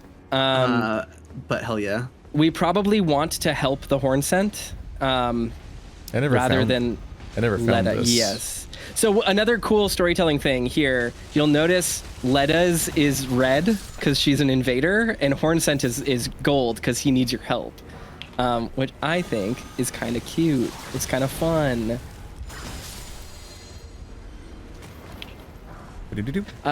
These boats Finally, are they added funeral pyres, morality systems. and you can see Grace is burning at them, which is interesting.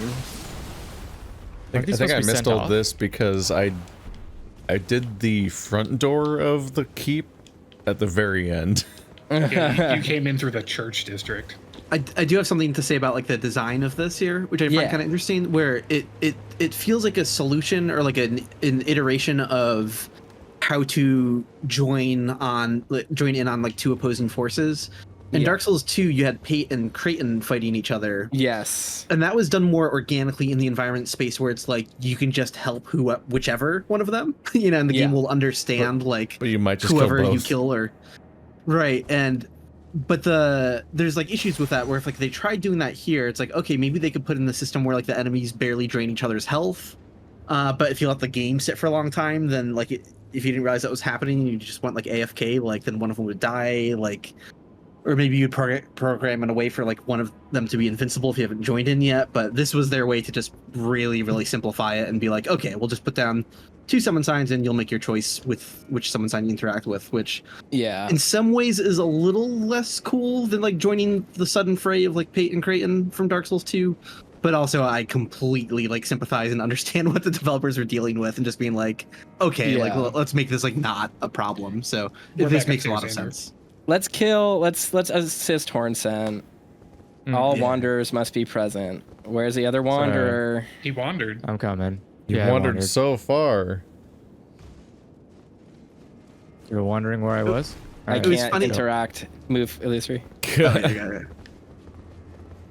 There we go. So I felt compelled to choose one of the 2 options from Leda instead of backing off before. So I told her to go after the Hornsent, but then when I got here, I was like, no, help the Hornsent, fuck her. Like, yeah.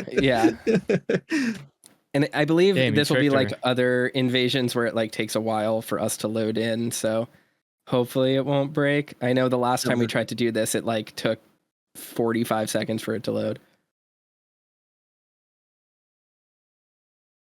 Yeah, mine's moving. God, I don't miss the old days of like incredibly long load times. God. Remember, I had some floppy disk games that took like 3 full minutes to load. Yeah. Well, I mean, Bloodborne release, right? Well, Bloodborne you release die and it's a minute and 40 seconds. Jesus Christ. Oblivion on Bloodborne release console. was a nightmare. I expected things to end differently with you. Spent so much of my such a high percentage of the Oblivion playthrough was just looking at that big beige loading screen and watching that little orange meter slowly fill with its little needle. Oh, that her health exploded. Do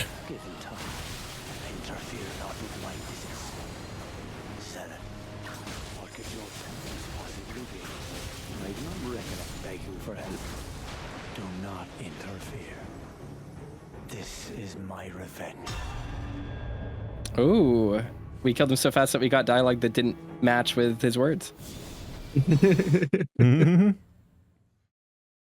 A lot of these fights Yeah, I go was the like- same way for me in co-op, which is really funny. Where like I'm trying to go in for a backstab, but they can't be backstabbed if they're like being staggered around. So I will contribute no help for the first half of the fight, where I'm just like Yeah. waiting for a backstab, and I'm like, what am I doing? And I'll switch to my heavier weapon and just join the pummeling. But So here we get Leda's rune, which says an unalloyed light that has never dwelled in an eye. Miquella gifted Leda with a gentle gold to bring a soft hue to her faded eyes. She's tarnished. She's tarnished. Oh no. So were we supposed to that be sent back to the site of grace? Oh, there's an item on the ground. no, That's fine. The shortcut's right here. Did somebody mean to Yeah, drop an item? there's an item on the ground. What are you talking about? Yeah, by the grace, there's just an item on the ground. I was didn't see it?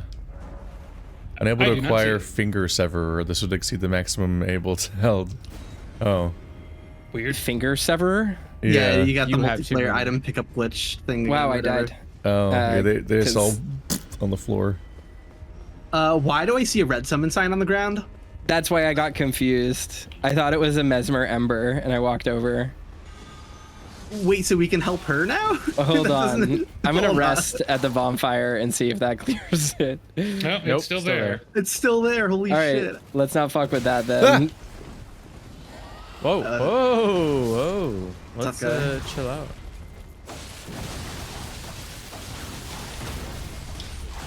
All right, that should.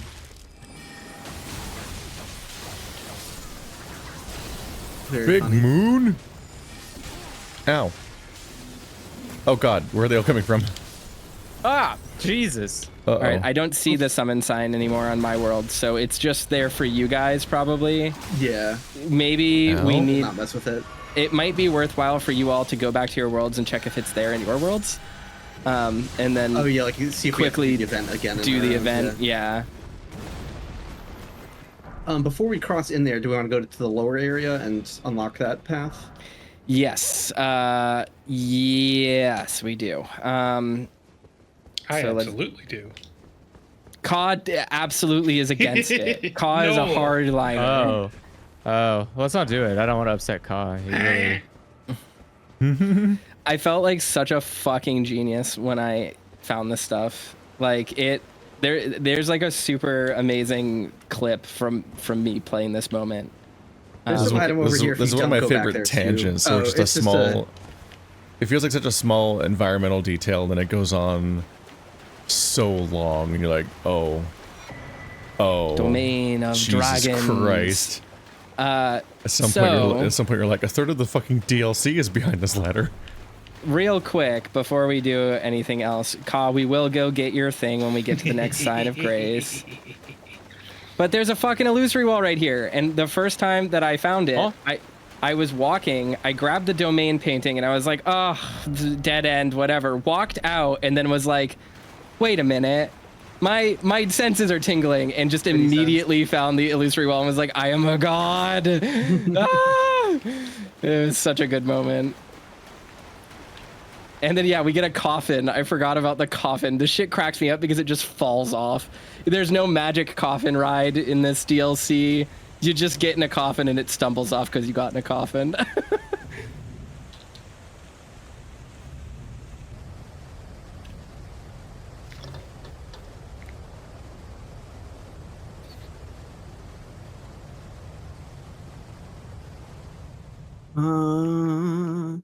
There was a somber smithing stone 8, by the way, before you went down the ladder. Yeah. Just if anyone needed that or missed that, but And we're gonna do my favorite part of the whole game. We're gonna do my favorite part of the whole DLC. I don't think I did this. Is it This is Rakshasa? the part of the map that you never found, Andrew. Oh my god. It is a whole ass thing. It Crazy. fucking rules. I can't believe how much of the DLC is hidden behind this one ladder. Where is it on the? It's extremely funny. I know this area. Okay, now before we move forward, because we don't want to awaken any of the golems and stuff, Ka, you know where to go. I don't know exactly where to go. I know it's in the Jagged Peak region. Great. Okay. Do you have an idea where? Let me consult www.myverygoodmemory.com. Okay. I think we still have to pick up the other painting ghost that we picked up, like the first one. I don't remember. Maybe I'm wrong. Some chat, tell me. You watch my VODs. So, oh, we can craft a lulling branch. We can. The Jagged Peak Mountainside site of grace. Okay. I think I know exactly where it is.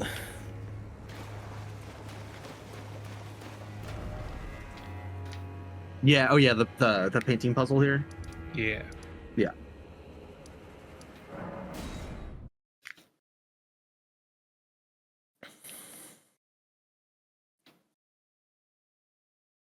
Yeah, I can forget the craft exact spot, but And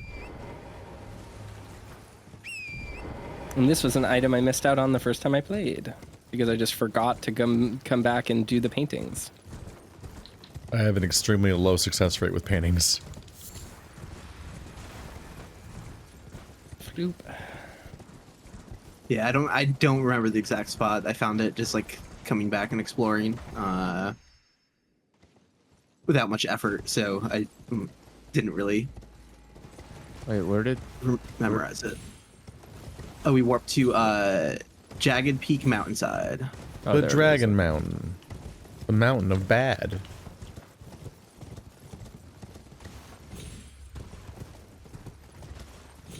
Oop, almost ran off. There he is. In where is he, Ka? Southwest from the Grace, you'll find a spirit spring to go up. Yeah, I think I am southwest of the Grace, so I have to find out where you are. Boop. Just following my map. Rock hard. Yeah, there you are. Okay.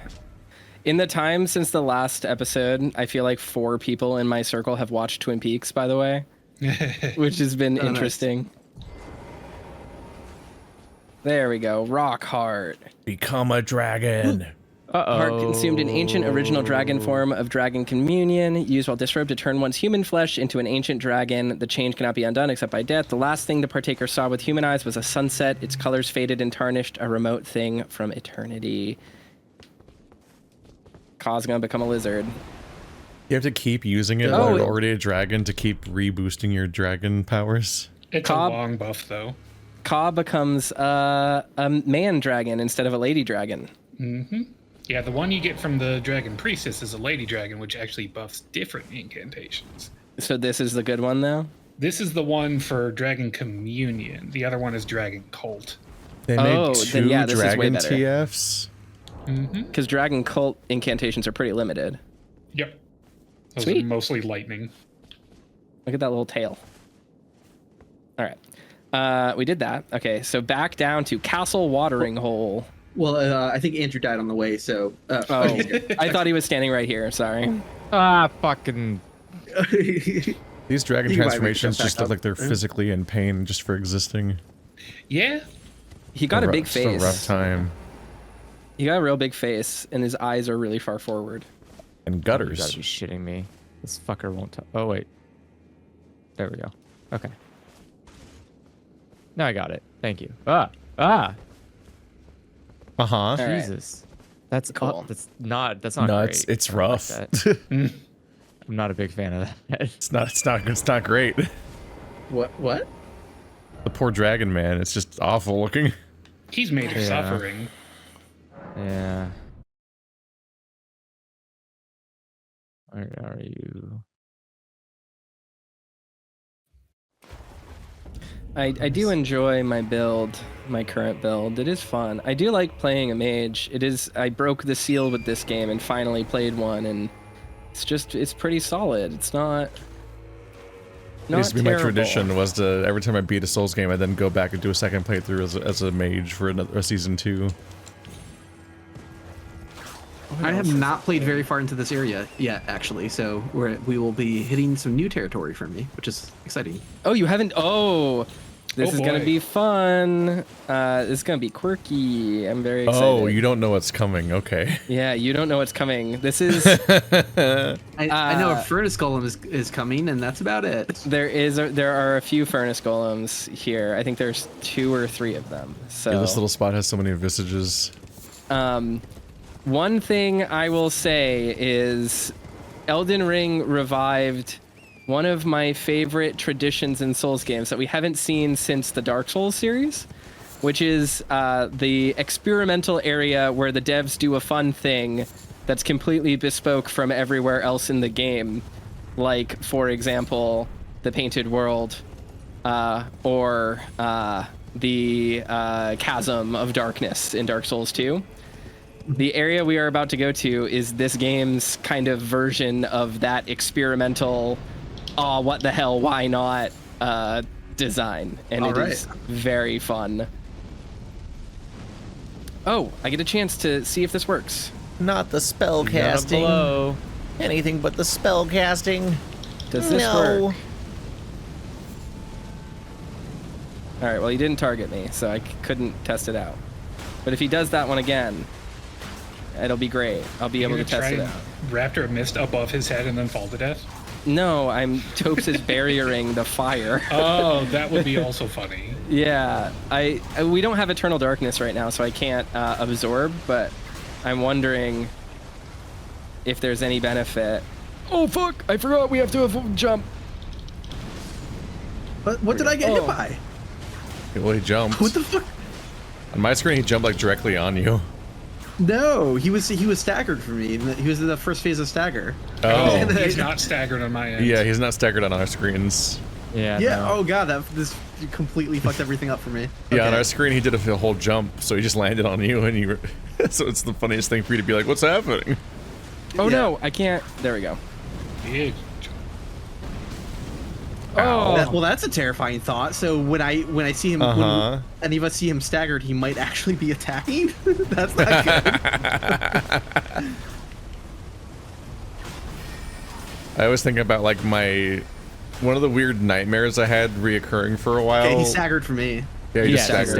yeah. Okay, thank God, Jesus. An upsetting like reoccurring nightmare I he's had jumping. for a bit once I started see that. driving was the idea that I would just be driving normally and then like would netcode like resync and just like realize I'd already crashed.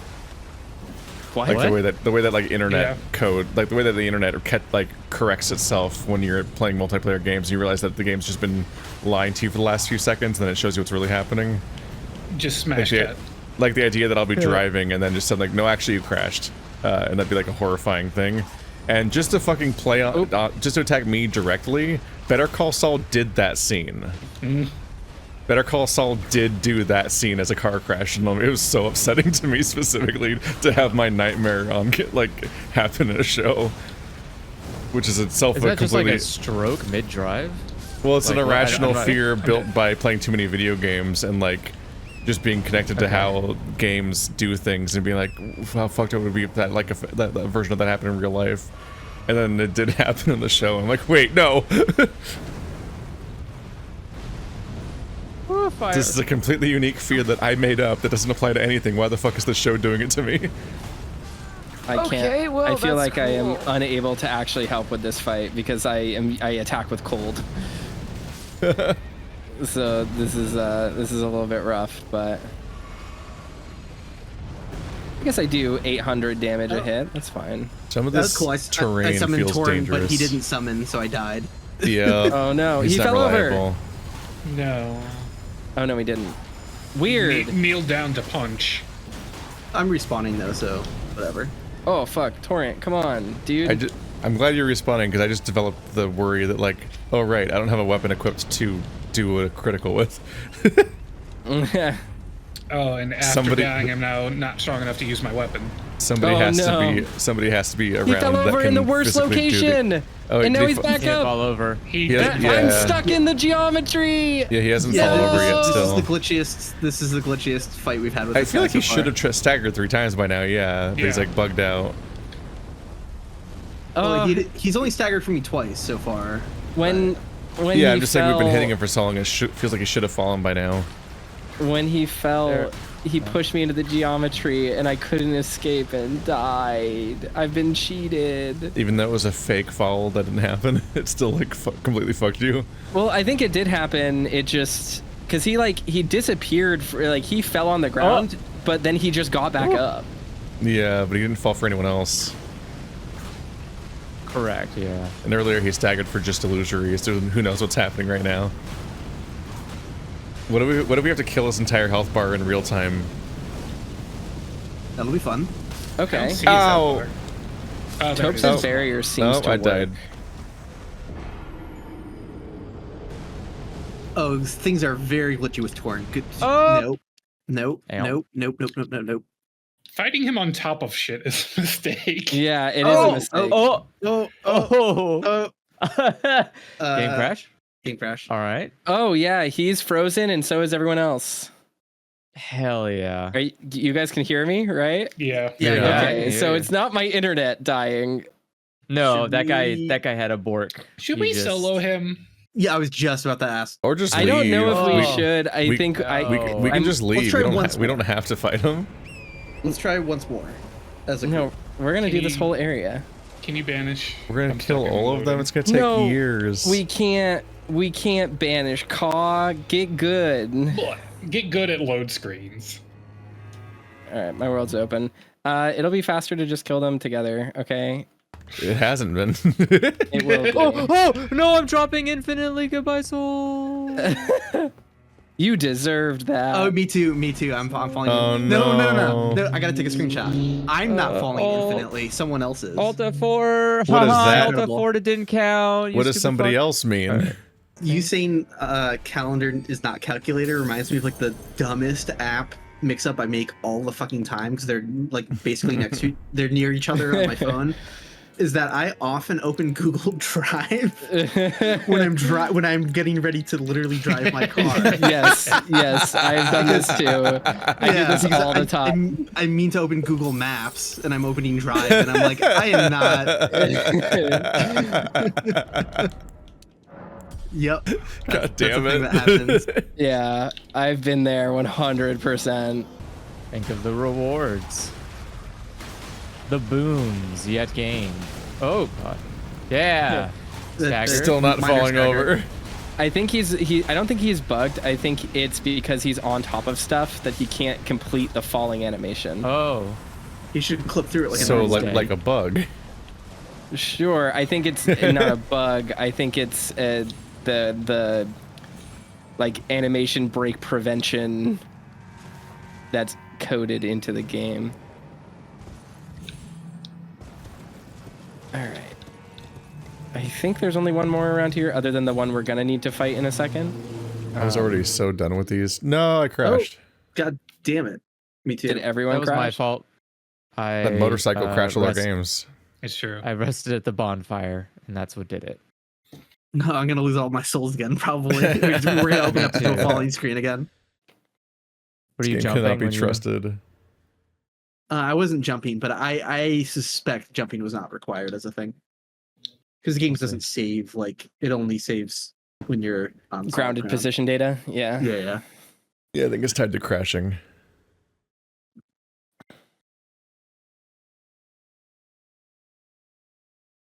I think sudden losses of gameplay, for lack of a better word, can cause it in general because the time that I lost 2.5 million souls from playing in co-op happened when I Alt F4'd out of the game to like, because I like quit the game, but you know how the game like application stays open for a little bit after you quit out? I was just like, I'm sick of waiting for this program to shut, so I just Alt F4'd. And then the next time I opened the game, I was just falling through the ground. So it's like, oh, great. So good news is I did not fall into the void. Bad news is I don't have souls for that enemy, so I feel like it just didn't die. But I guess it will have in Toaster's game if Toaster's game didn't crash. It did. But I don't think I got many souls either because I only have 11,000 souls right now. Okay, maybe. Yeah, I didn't Not get. drop it. Yeah, I only have 700 souls. The main okay. reward is the tier. Yeah, Gotcha. Oh yeah, see if you have the tier. I do have the tier. I got the oil tier. So I do not have the tier. you don't have the oil tier? Oil soaked tier? Damn. Well, Yeah. that's an Give me- okay. That's an okay tier to use. I do not have the oil-soaked tier. It's very weird. I could try killing it my own game later. I don't think anyone here is probably going to build for it, other than maybe Caw, but... I guess I don't have it either. If Kyle wants to hug any bosses. Yeah. I Yeah, get it. exactly. There's not really a lot of usage in it, unless someone wanted to like just throw it in their physic because they're not doing anything else, and then cause Black Flame would do more damage. But like, whatever. I have it. I could do that. I mean, if we really wanted to. My world is open for when we want to go in here and do this again. I'll rejoin. Yeah, I imagine that enemy's probably still alive in my game, so I can go back and get that later if I want on this profile. Very possible. I am just running around the ruins of Unte because I think that there is a tutelary deity around here somewhere that I want to wait near. Okay, my damage is pretty solid. I'm okay now.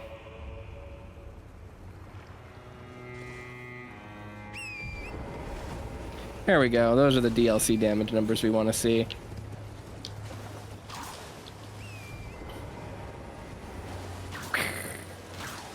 It's going to be so much fun when we get back to the main game and our gods. Our untouchable, undefeatable gods. Yeah. We'll finally be higher enough level for the snow area. All right, over where I am, behind the ruins to the right when you face them, is a tutelary deity with revered spirit ash. I am singular on the map, so you should be able to see where I am.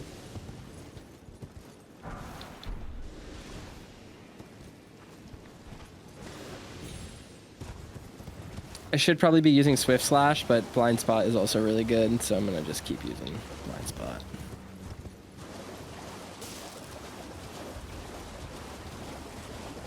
Where are there Slash, the one we just got. Yeah, from crafting Leda. items as drops? Is so weird. Now, was that given to us because Leda died or by the Hornsent?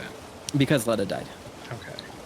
Because it's a Hornsent technique, which is interesting. It is a Hornsent technique. I mean, maybe the lore on it there is that the Hornsent gives it to us, because maybe the I don't remember. I thought it dropped from Leda always, but maybe it's Hornsent. I would have to look that up. Don't trust me. I don't remember shit. I don't remember what it was. But it is a Hornsent technique, which is neat. It is a very cool attack.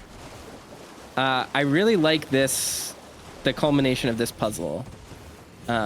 Because this is a fun puzzle, and playing online spoils it directly, but I thought it was fun to solve it on my EXE. Let's see. Let's go over here, and so we got that note that was like, "How dare you keep the furnace pots away from them?" And if you take a furnace pot and you throw it in there, you get all freaky like. It's actually kind of hard because you have to aim it, but if you just like stand right here and toss it, I suck. There we go. It comes to life, and then it dies. What? I had to fight it. Damn. Amazing. And inside here, you see all these pretty flowers, and there's like some thin animal bones and stuff on the ground and shit like that. But this place is going to be the altar. It's an altar for interacting with the stone sheathed sword or whatever. So it says, raise the stone sheathed sword to the dark. And if you say yes, you get the Sword of Darkness. Oh, okay. It's kind of scary. And it's kind of cool because it's got a weird shape. And I think that this sword is a reference to Shadow of the Colossus. God damn it. The Sword of Light and the Sword of Darkness. Because they look like the sword from Eco and the sword from Shadow of the Colossus, depending on the form. So it's a Sword of Darkness pulled from the stone scabbard at an altar. From the quick of the root, wandering coils of darkness coalesce and release their eddies and vortices, giving form to the dark blade. Did you guys jump in past the body? Yeah, we went in right past the body. We killed the body and then walked in. Walked in? Oh, Yeah. the debris is gone for you. Yes. That makes sense. The body's still there? No, the debris is still there. Body's What? gone. The Really? debris, it didn't go away. Oh, weird. I have a Oh, wall by of the way, debris blocking me from coming inside. I'd like to point out that the chest Yeah. that holds the giant golden arc incantation is a Dark Souls 1 chest. So- Oh, neat. So I never solved this. I got inside via jump tech. Yeah, you Oh, can yeah, let's jump over go. the side, I think, to do it, but I I couldn't get jumped. that to I work. jumped in via the back because Yeah. there's a broken down wall in the back of the level. So if you're very careful, you can jump with Torrent up the side of this pillar Yeah. and get all the way up. So and I spent a long time doing that because the fucking didn't know about that other thing. God damn it. Almost. But one of the things I like about this place is that the ruins of Unte have like shaman flowers. They're like interesting festive grease flowers, the same flowers that you see in like Dominula. I was about to say that whole area looks like a festive Greece kind of. Yeah. I made it. And so it implies that there's something interesting, like that the shamans had some sort of role in these ruins, including with the altars of light and the altars of dark. And this one just happened to go undisturbed because the furnace golem was blocking it. So let's move forward. I think there might be another furnace golem around here. Maybe not. I think we got him. I think we got The all sword of of them. darkness. We did. Okay. So if anyone wants a second Sword of Darkness to dual wield them, hit me up. Double Or darkness. we can hold off until later when we get the Sword of Light if we want to use that one. I think there is like some fun builds you can do with that, but they're dex strength, they're quality faith weapons, which is like weird. It's a weird split. Strength faith basically. But they're straight swords. They're unique straight swords, so that's cool. I keep we go. wanting the crazy lasers to do damage, but every time I use it, it actively does less damage than just hitting them with the weapon. So I'm like, I'm like, what is the point of this? Yeah, they're spaced in out weapons. So these two weapons fill a specific niche in PvP, which is kind of what makes them neat. But, you know, most people are just going to use them in PvE. The altar for the Sword of Light had me like really convinced for some reason that interacting with it was going to teleport me somewhere. So and like the way I was clearing out the area, I was like, I don't want that to happen yet. So like I did like everything, including like the main boss of the area, just like completely exhausted everything. I was like, oh yeah, let me go back to that like warp zone. Like I was calling it that in my head already, and like I just went there and I was like, oh, I didn't have to come back here for that. Could have just picked it up the first time. Oh, I should have set these to be cold weapons. Oops. Even though it does less damage because I would be inflicting status. Hang on, Right. boss fight. I forgot to put my weapons in the fridge. Right now I'm not inflicting anything. Foolish of me. I'm just dealing damage. Enemies are gonna respawn. Oh yeah, they sure have. I've never used Swift Slash, so I don't know what it's gonna be like. We'll see. Sweet backflip fly.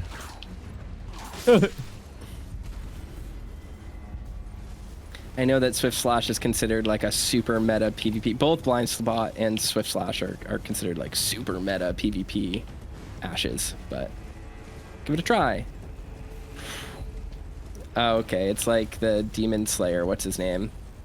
Zenitsu. It's like that attack, sort of. Whirlwind Yeah, Blades yes. or whatever. Yeah.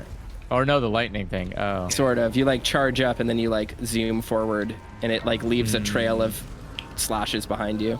What? You know. Oh my There we go. god. Oh That's my decent god. damage. Poor guy. Like how you guys are fighting something, I'm just like walking around the combat to go pick up an item. I'm like, yeah, you This'll guys do got okay this. damage. Okay, it's pretty solid. I'm just cleaning up my mess, my dumb mess. Oh. Oh. Shit. There you go. This fly's AI is turned off. I think he's falling. I think that's why. Ow. Yeah. Let's see. Where do we want to go? Over here. I don't remember how to get over there. I think you just go around. Yes. What I you like doing? the Oh. big golden arc because it's Oh, surprisingly there's flies fast. around me all of a sudden. What the hell? Someone rested. We're all Yeah. resting. We're on a different planet. I was right beside you. I was on the top area, but the enemies just reappeared around me as I was standing, and I was like, ah! Quick, rapid resting. All right, I think we can go back over here and then to the Uh-oh. left. Toaster stopped moving for me, so that's not great. Yeah. I'm zooming off. He's going towards the scary bird area with the graveyard full of birds. Yep. Because it's where you get the drive leaf something. Talisman. Which I might actually level up. The dry leaf seal. Yeah. Because I just got one of the Miquella arts. I kind of like it. I saw Toaster freaking out, like, when, what happens when someone's, like, warps to a different area or whatever, but, like, Yeah. without you warping to a different area. It was very strange. You were just moving normally 1 second and then not the moment after. My people need Next. me. Giant barbs. The barbs are so good. The rays of light or whatever. They're so Yeah. sick. Because That it thing casts so fast. Yeah, has they some cast coverage. really fast and they're really strong. There's a note here. It says, "I shall find my center underneath the cascading waters." Come find my corpse. And then the dry leaf seal is right here. And then we can keep going down. And this is where there was a shadow tree fragment somewhere down here that I didn't find until I was about to beat the final boss. I can't remember exactly where to go. Is it this way? So if you go all the way up to the waterfall, I think it's his body in a shadow tree fragment. Yeah, he's like meditating underneath the waterfall. I think And there's you also get- part of his outfit. You get his special art, I think, and his clothing. But I can't remember where the shadow tree fragment is. It's in like a coffin or something. Yeah. Yeah, it's right up here. Bottom of the Okay. waterfall. Different waterfall than the one he's found at, though, because the one he's found at is the other way. God damn it. Pick up the item. Thank you.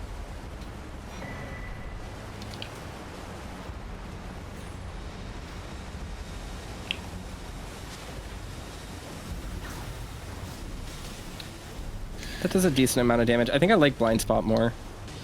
Miranda Flower's got to be the most skipped enemy in the game. Oh, easily. They're yeah. awful. Like Miranda flowers and then like slimes when you can't hurt them. Like, even when you do the special thing that they're weak against, it's just, It just a drop takes in the bucket. forever. Yeah. I always can't be asked to fight slimes because whatever weapon I have just doesn't physically harm them. It's like, 2 damage. Why would I do this? Goodbye. Yeah, slimes are like my least favorite enemy, I think. Just like random trash. They literally are just random trash. Like they're littered around and then just like, all right, Slimes whatever. were good once in Dark Souls. In the one little shitty environment I associate them with. Here we go. And then down here we get the dry leaf robe. Yes, we get his outfit. His outfit is mad styles. I guess he doesn't have, or maybe here's where we get the thing. There we go.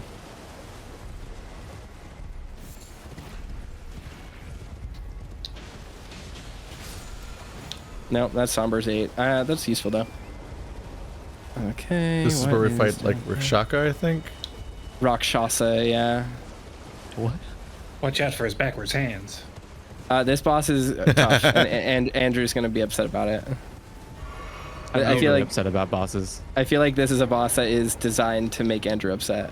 A lot We're of gonna bosses pull are the- kind of like this, but this one especially is like I have one weapon art, and that's my entire personality. Yeah, he's we're a gonna poise too. trap. What? Even though I haven't fought this boss yet, I know we're gonna bully this nerd. We don't have. It's just we're missing. that's the state of these Grandpa? mausoleums. We're gonna stunlock whoever's in here. Oh, Yeah, they're not made for group fights. No. Good. Oh, hey. What's up, guy? so this guy has 47 million poise, which is the scary thing. What's his... Oh! Oh my god. Poise, you say? Oops. If he ever begins his actual attack, his thing, it will actually, he will just be able to stand and tank our attacks. So just be careful of that. Gotcha. And just keep him on the ground then. Ow! It's my kidney.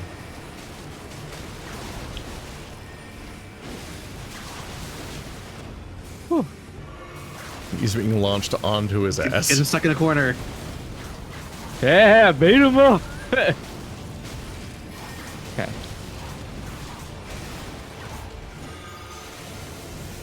Big moon.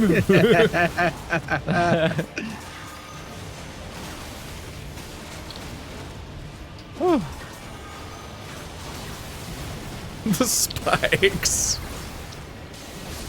There we go. He never did his over. weapon art, so we were good. Nice. Good. Yay! He has infinite stamina and MP. Yeah, the gimmick of Rakshasa is that he has a weapon art that can't be staggered. It just has permanent hyper armor and poise. So once he starts doing it, you just need to avoid him until he runs out of stamina and staggers himself, and then you can attack him. What? Yeah. Fuck that. I'm gonna watch a fucking music video while I fucking wait to fight a boss? Like, this is stupid. But the cool thing about it is that it teaches you how certain PvP builds work, because that's how a lot of like poise tanks and trade tanks work in PvP. Is they just go like, I'm gonna hyper armor everything you do, and then you have to deal with it. But that's just silly old Rakshasa. Oh. And then they give you his build or Toast her is build. Beyblading for me I think now. it might be a woman. Cut down and devour only those who repeat the cycle without rest can truly subvert the self and become Rakshasa. Yeah, greaves of Rakshasa soaked the spurting blood of her victims, tatters of ragged cloth jut out haphazardly as if her lust for carnage threatens to break free. Those are two of the coolest Fashion Souls sets in the game that we just got. Increases damage dealt and taken. Yep. It's only by 2% per piece, I think, though.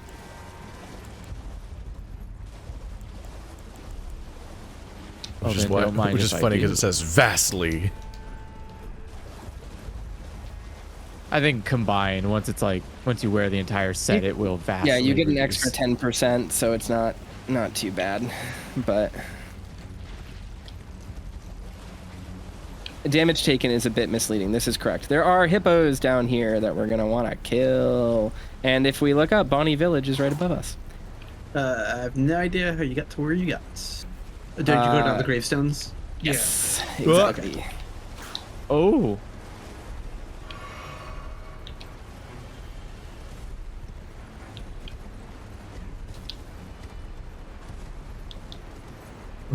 Horse? Oh, you can just walk in a straight line, and you'll They staircase all the made way these down. a little more convenient. Yep.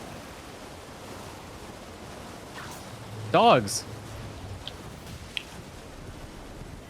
Ah, I got stuck. Ow.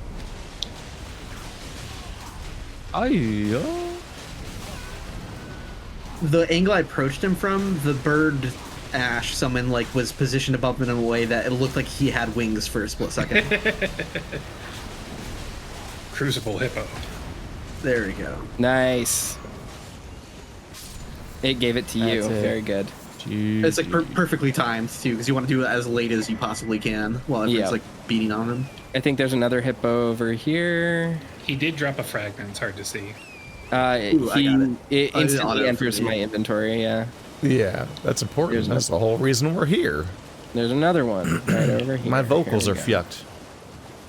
Come here, hippo. It's time to die. Hippo, welcome to die.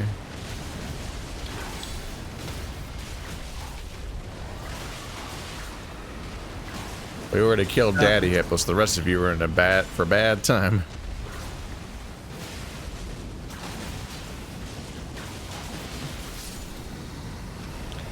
Swift Slash is pretty strong. Pretty strong weapon, Art of War, or Ash of War.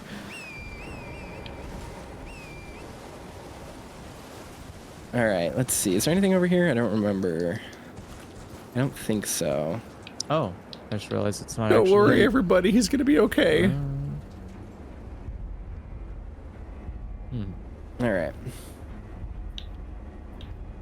Let's fix that. We're doing a good job. We're clearing out places, we're doing things. Where did everyone go? Oh, they're there. Where did you go? The toaster's completely bugged out on my screen.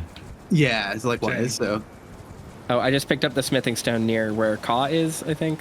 okay, I see Ka. So Yeah. yeah, I'm probably now just I can- invisible Now for I you, see the yeah. real. Now I see the real you. Okay. Yeah, I just had no idea Yeah, where the people GameCube's were. giving us a fake you that's just Beyblading in place.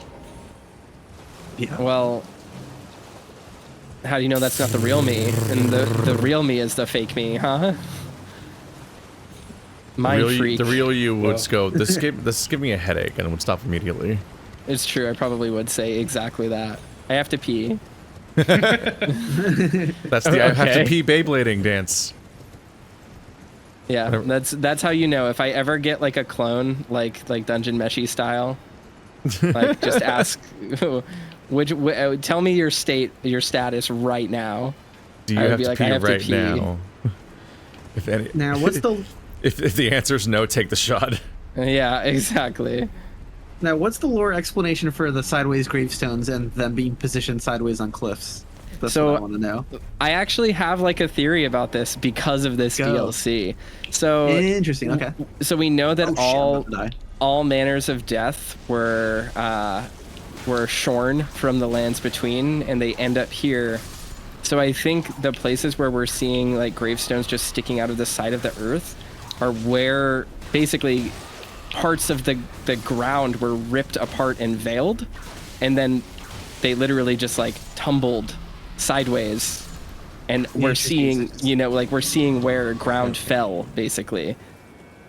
It's like the folded spaces of where stuff was torn apart. Yes, exactly. Oh, That was my theory for it. Now we are gonna want to do this. I just saw Toaster open the door by dying. Yeah. We are gonna want to do this. Why? catacomb, and I'm Uh-oh.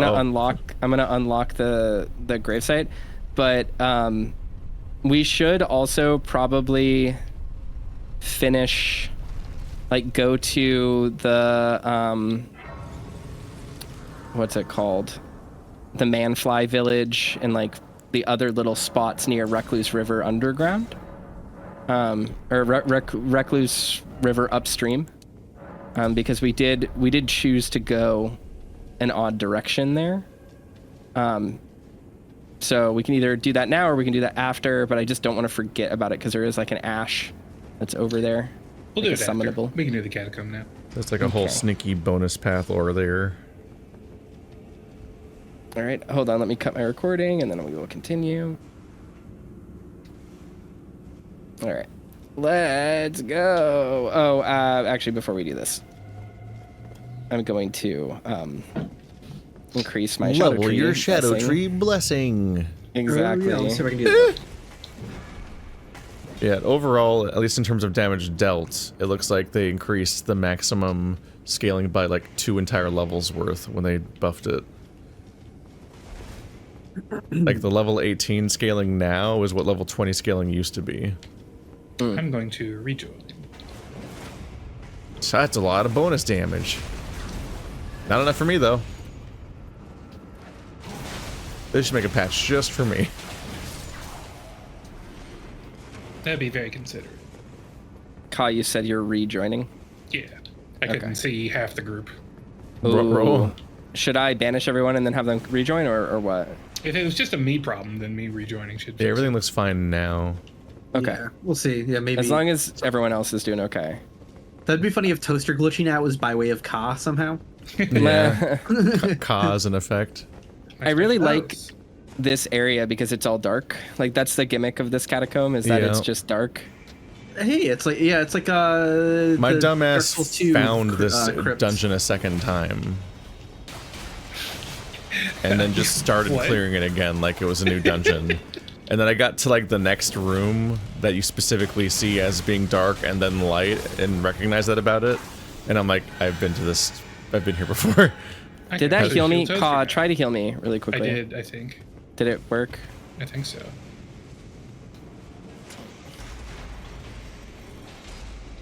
Yeah, I got to this room and I was like, hang on a minute. It healed me.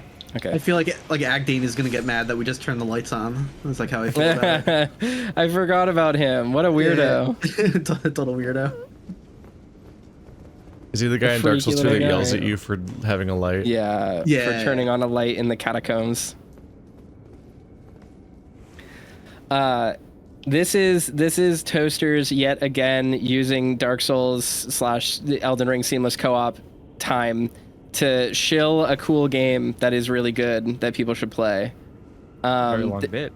This Resist weekend. times 1,000. Yeah, I played 1,000 times Resist this weekend, or not this weekend. This week I finished it in 2 days. It's a really fucking good game. It's really sad. Everyone should play it. It's good. It's a genuinely I have to difficult. kill Radon first.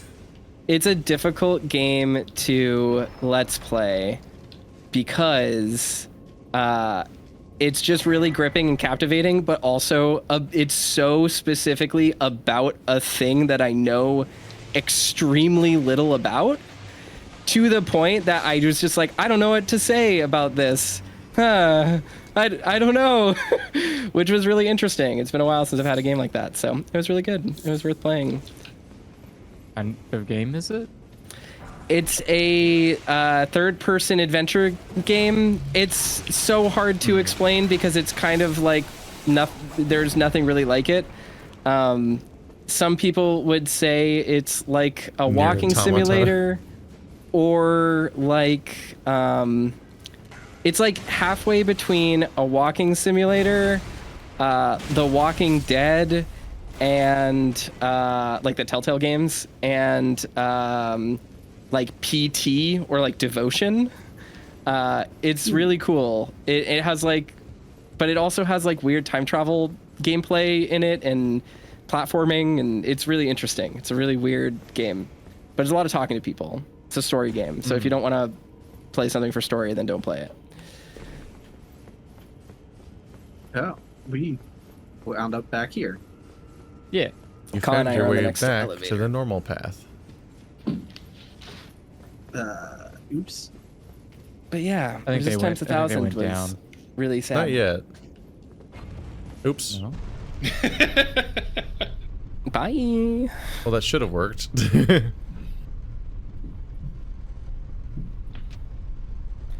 And then I'm probably gonna try and play another Crab's Treasure sometime. I also want to play that.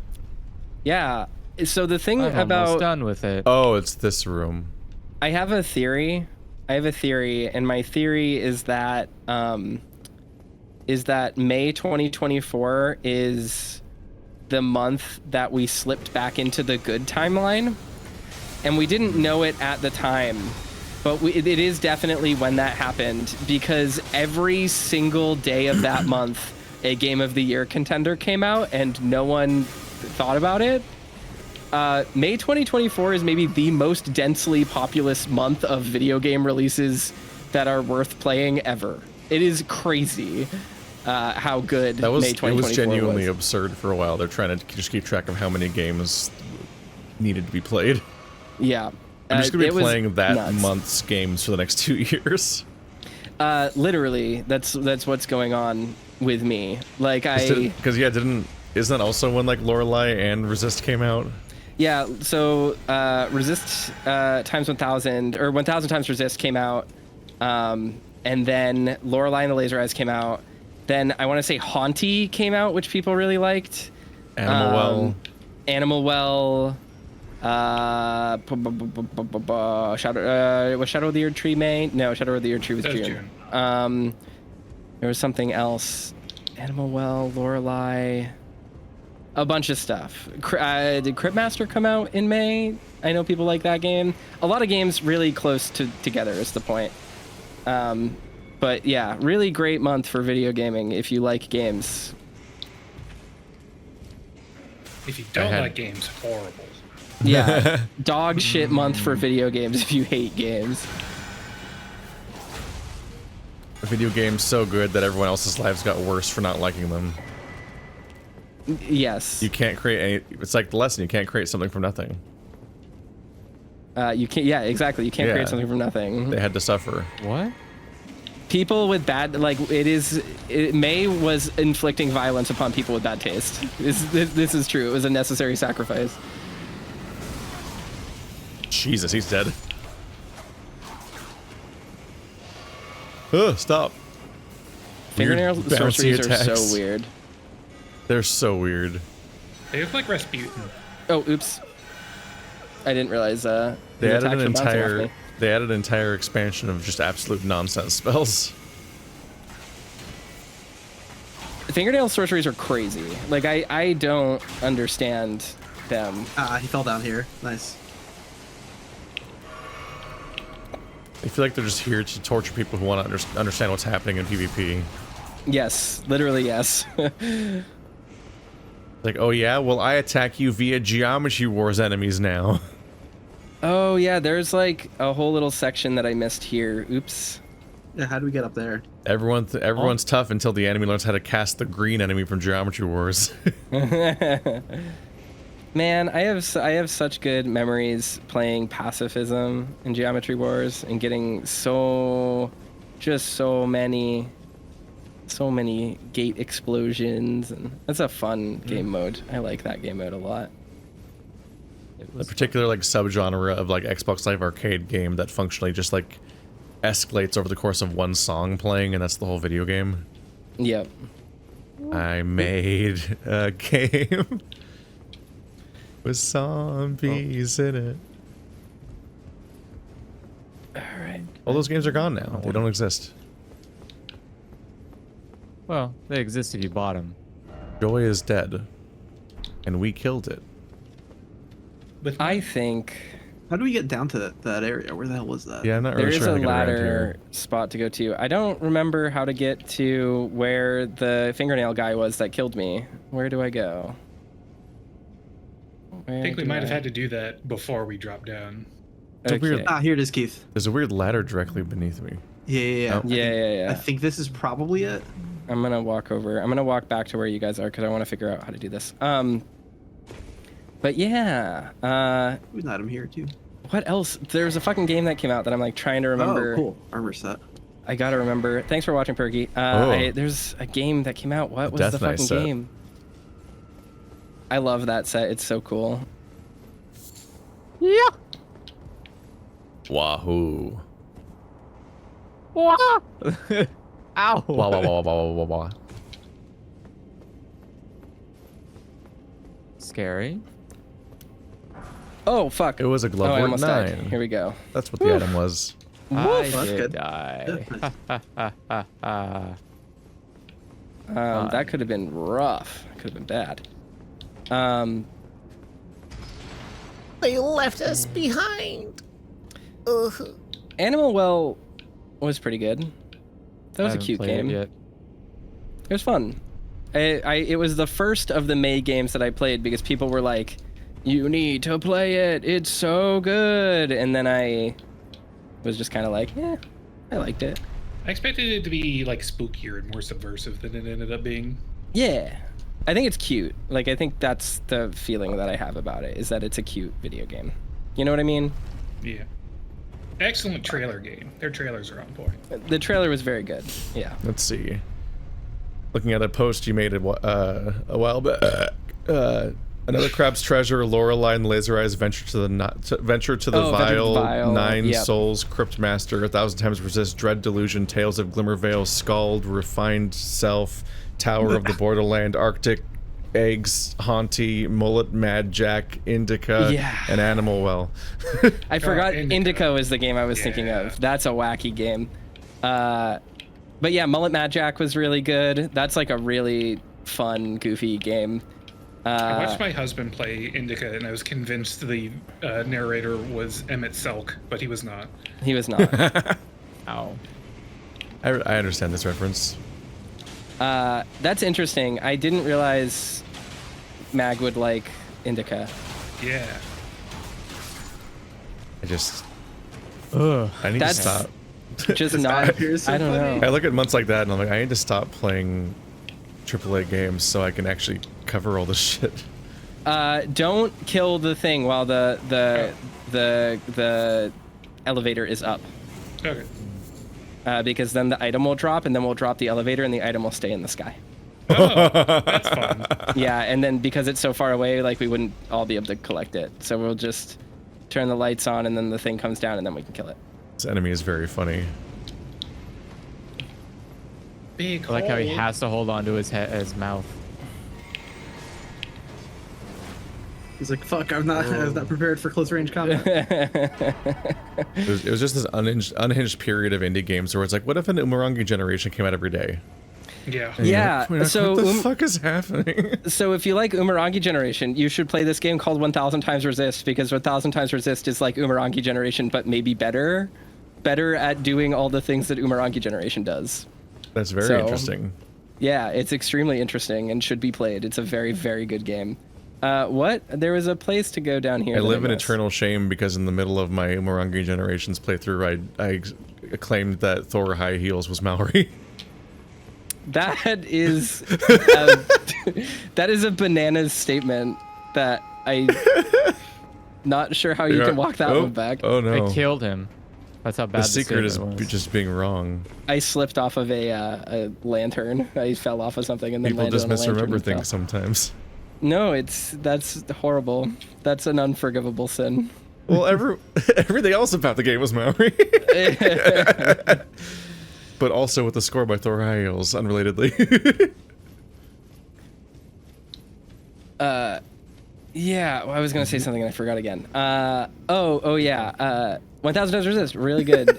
Also has a good soundtrack. People should listen to it. I just show up periodically to flashbang Toaster when he's trying to form a thought by saying That is something what insane. happened. It just completely blue screened my brain.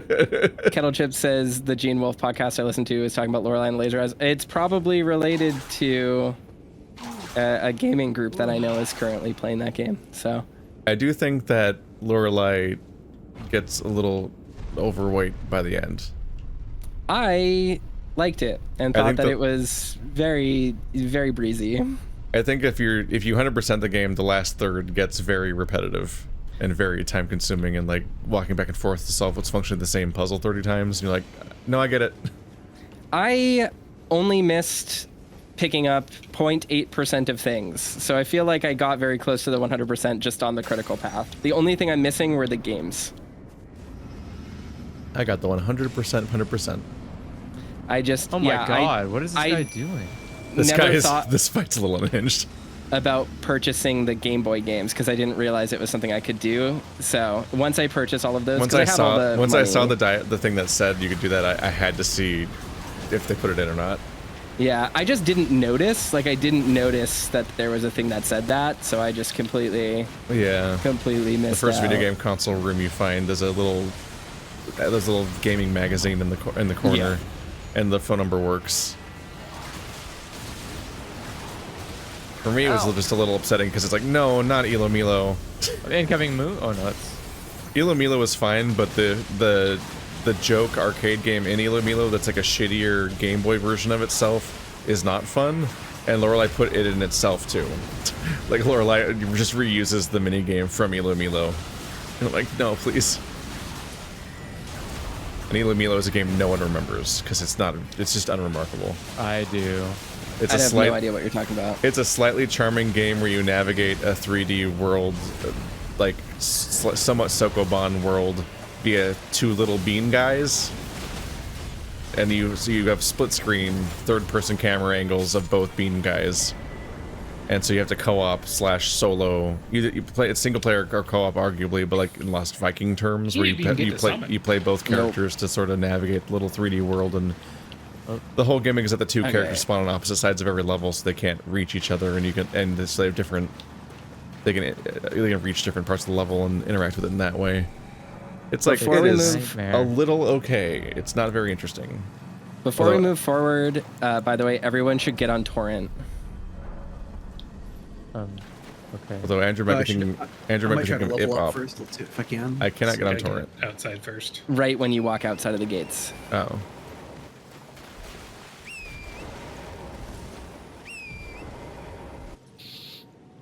At least for your leveling, you said? Yeah. All right. So let's... Okay. So we get on torrent, right? And we walk forward. And there's this... I only see Keith, but we'll see what happens. Yeah, they all disappeared. So there is a message on the ground, and if you read it, it says, "It awaits inside." It's a little airy spooky. I love this area. My horse. and then we are knocked off of welcome back. Torrent. Welcome back, everybody. And if you try to summon Torrent again, it says the spectral steed is frightened and cannot be summoned. Oh, that is really funny. Yeah. What? So I wonder what You that's fuck- about. Yeah. I hear you, coward. This is what I hinted at the beginning of this playthrough. And I didn't specify when. I'm like, I encountered a moment where the error message is used inventively, and I'm like, So here it says turn back while you still can, which is really cool. This level is amazing. I love this. I'm getting it's hyped. What are we So getting? What are we fucking killing? cool. Abyssal Woods. this zone almost feels like a shitpost. This zone is incredible. It's my favorite. I love it so much. So this one says, don't let it see you. Once you are seen, there is no escape. It cannot even be touched. And this is the point where I noped out and I have not played further into this area. Really? I'm a little baby man who Hold can't on. handle horror. Hold on. It got Since you. It since got me. I'm having mixed feelings about this because if Ka hasn't played it yet and I haven't played it yet, I'm wondering if we should go through the Shadowkeep. Shadowkeep and stuff like that. And give you guys a week or something. Oh no, I'm not probably gonna do my main playthrough anymore. This is taking that place in my heart. So what I will say is that this area does not lose its interesting allure in multiplayer because it has a gimmick that literally what the notes say is true. Once you are seen, there is no escape. It cannot even be touched. So whether we're in multiplayer or single player doesn't really matter. If we want to go somewhere else, we can. But I think that there is value in doing this before we progress further for narrative reasons. So whatever you guys want to do, I'm up for. But Let's press forward. Let's press forward. This zone Okay. also has the best boss fight in the expansion. it does. It has the best boss fight in maybe all of Elden Ring. It is a very good boss fight. Oh, So if you look at this, look at what's maybe going on with the beasts here. they have all golden eyes. Hell yeah, They're let's go. fine. They're not golden eyes. They're not. Those are not golden eyes. And Those in are fact, funny eyes. those are funny eyes. People here are feeling a Oh little no. funny. Is it madness? They're It's Fandaniel eyes. madness. Yeah, and there's a creepy guy here named Madding Hand. Madness. It's Crazy Hand from Smash Brothers. This is the game he came from. That's Madden Hand from John Madden. It is. It's true. I wasn't It's exactly John afraid Madden's of this hand. zone, but it did capture my imagination, and I expected a wildly different thing to happen, which I'll explain later. Yeah. So when I was trying to anticipate what was going to come, I had some fantastical conclusions. I had some fantastical conclusions as well that were wrong. Do we want to take a bet? What does everyone think we're going to encounter? So right here, really quickly, I want to read because this. we're the only two of us have played this zone. Only It's two of us have wild. done this. I do want to read gonna this item say it. description because it's fucked up. If you look at this item, it's really fucked up. So it says, a glove stitched together from the flayed skin of the victims of a butcherous bloodbath. Afflicts target with madness, raises attack power when madness is triggered in the vicinity. Forged of an unyielding black impulse toward revenge fostered in those who were hunted down as heretics by their own brethren. These are the weapons of the utterly downtrodden.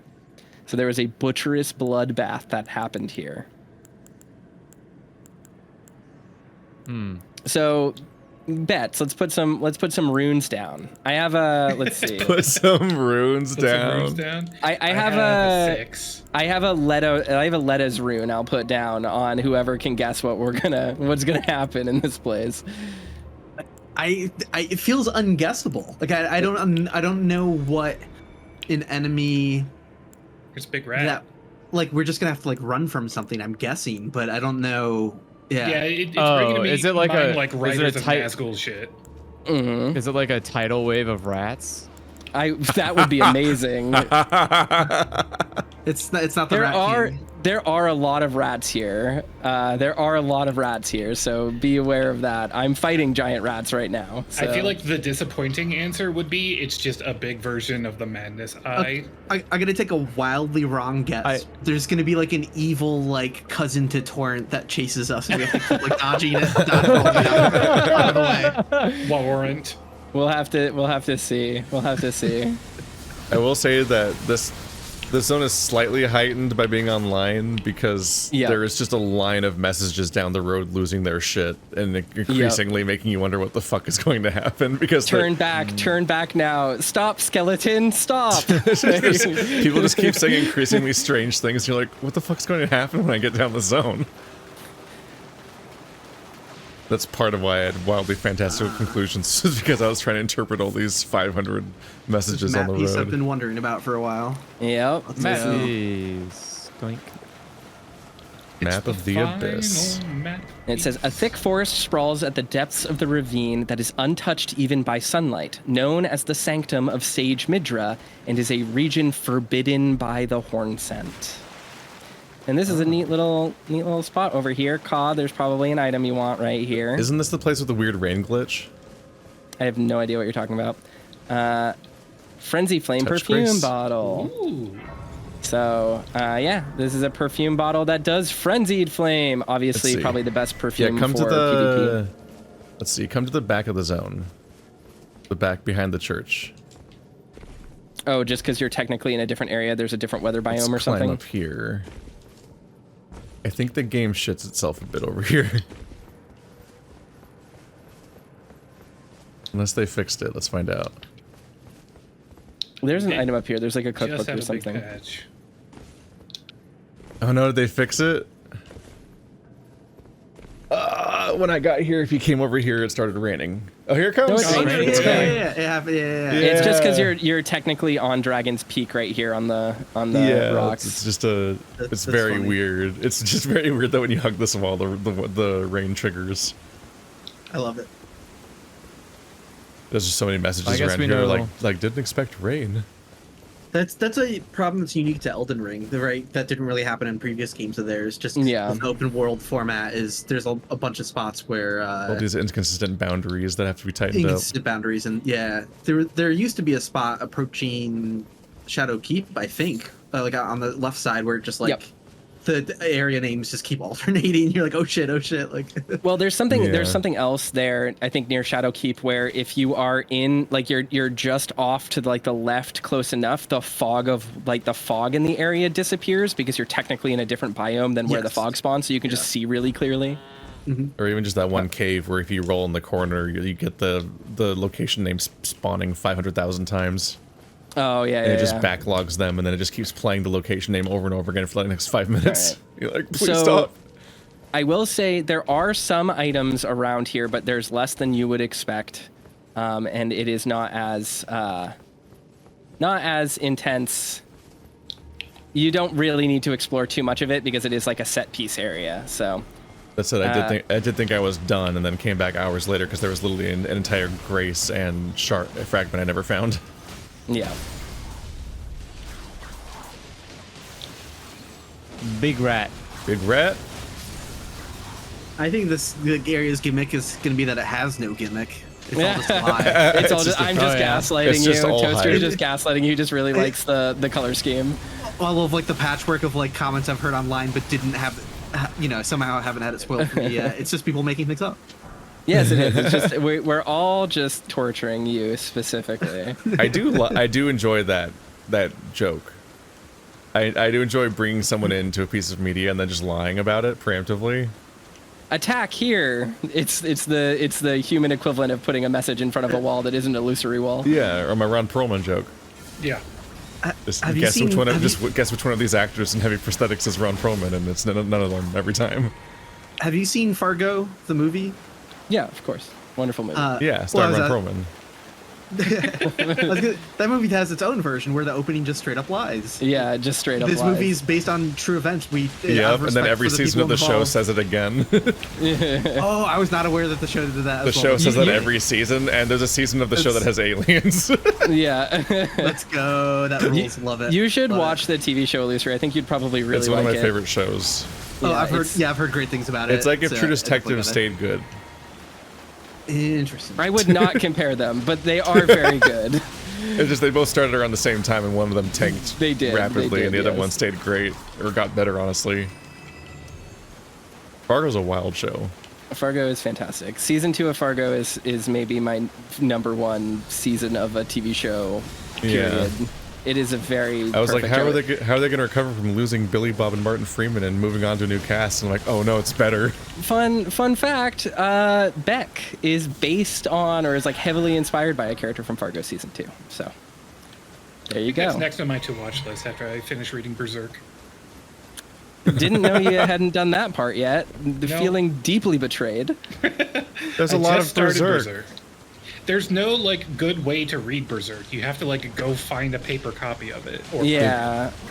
I also have just the keeps deluxe going. editions. They're comfy. I'm behind on the deluxe editions. I mean, I have them. I just haven't. I haven't read like 3 or 4 of them now. They're in a stack.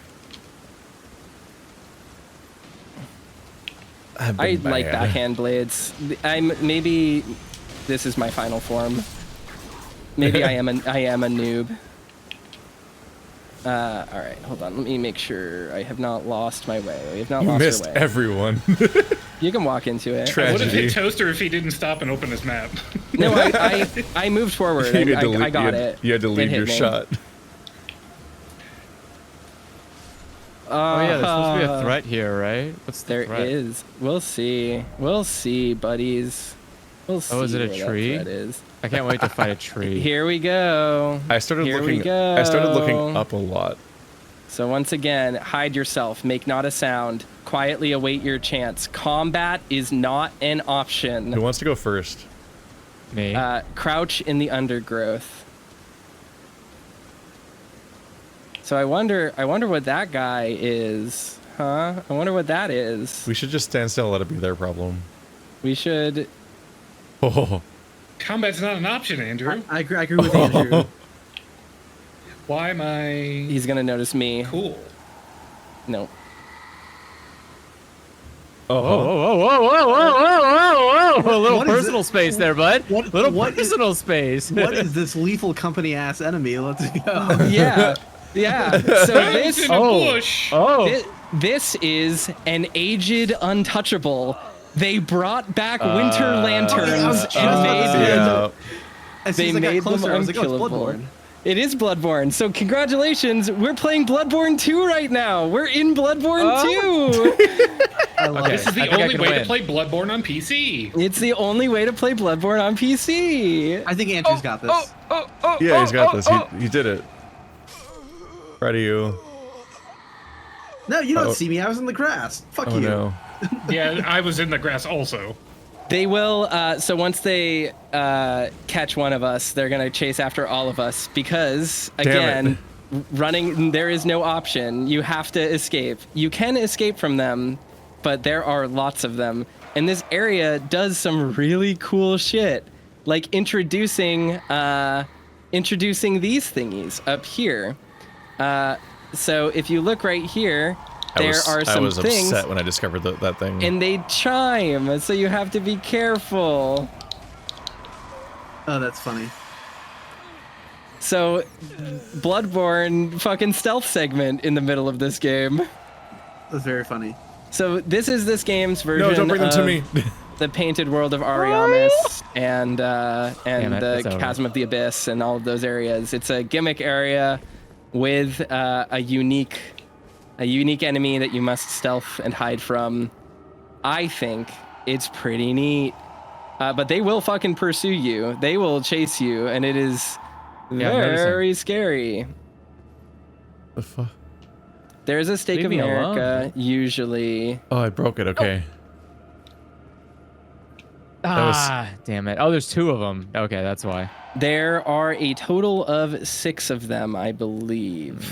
Cool. through various areas here. Well, they're coming for you guys now.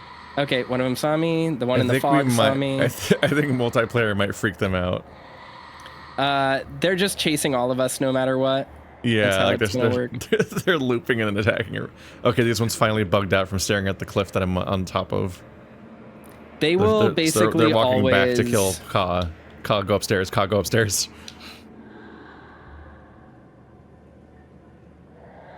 Oh, I don't like how they inflate when they hear someone. Correct. Like me. I need my souls back. Ah, it's like the things from Quiet Place when they open their heads. Wait, look at that! Like, see that? They're flame things. Whenever they hear someone, they turn towards them and they get covered in eyes or something. Yeah, their eyes open. Jump up and down a bunch. Is that a good idea? Like that. Jumping? You can definitely avoid them through jumping. They seem to not be able to get up here. So we're Oh, they do like a Hit my check. madness. Get out of here. Yeah, see, Very good. they're all covered in eyes, and then they're turned back into being like shrunken and small. Yep. So those are two states. Oh, where did he come from? Fuck you. He teleported up. Oh, fuck, I died. They Didn't did know those, they could do that. They did that so many times that I thought they couldn't, and then they did. I was literally up here fucking with them for like minutes straight, and then suddenly one of them teleports up. That was cool. That was upsetting. I can't open the Damn, map. I got Where are so close. Are we near the okay. bonfire yet? I got so close and then I died, unfortunately. Where is the bonfire? So if you look at the map, there's like a little area Here's a grace. I cannot touch the map for another 100 years. Get the grace. There's a grace slightly to the north, and then that one has the. This one has a shard above it. Touch the grass. Thank you. He did. Perfect. Winter lantern fly. I think it's very funny. I think it's very funny that they're called the winter lantern fly. Where's my grass? Where's my lost grass? Okay, I'm gonna sit down before this thing teleports to me. Thank you. I am stuck in a loading screen currently, so we'll see if this makes Ruh-roh. progress. I can banish you all and resummon you if I need to.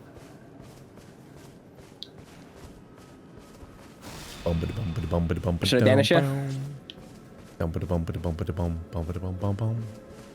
What grace is Abyssal Woods.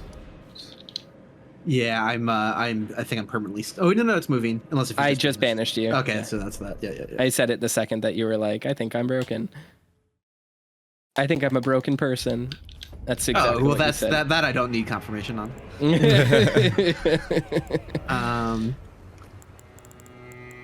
Try to join.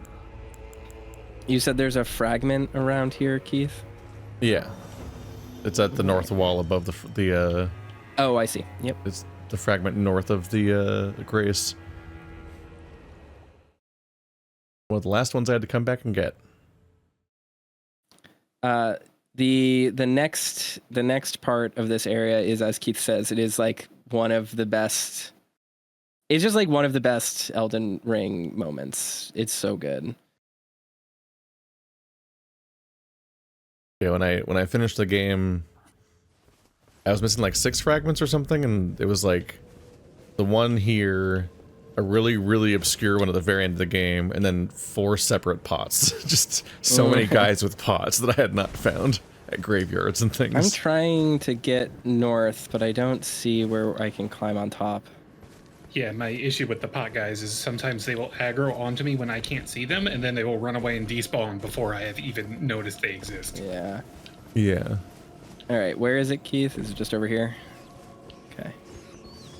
Rats! Hey, Apollo. Hey, everyone. Nope, I fell.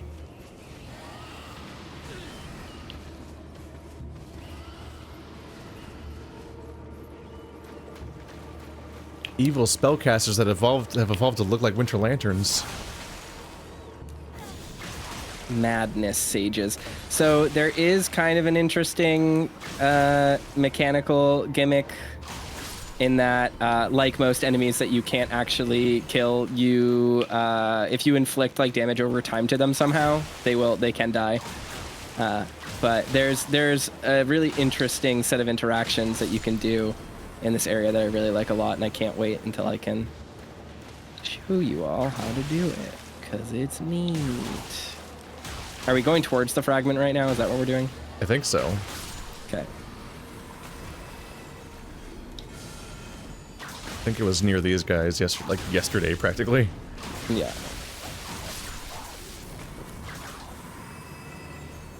Is this it? Probably. Or probably not. I don't know. That's it. So yeah, there were Hornsent Inquisitors that were sent down here that eventually got hit with a little case of the funnies, the madness that spread to them.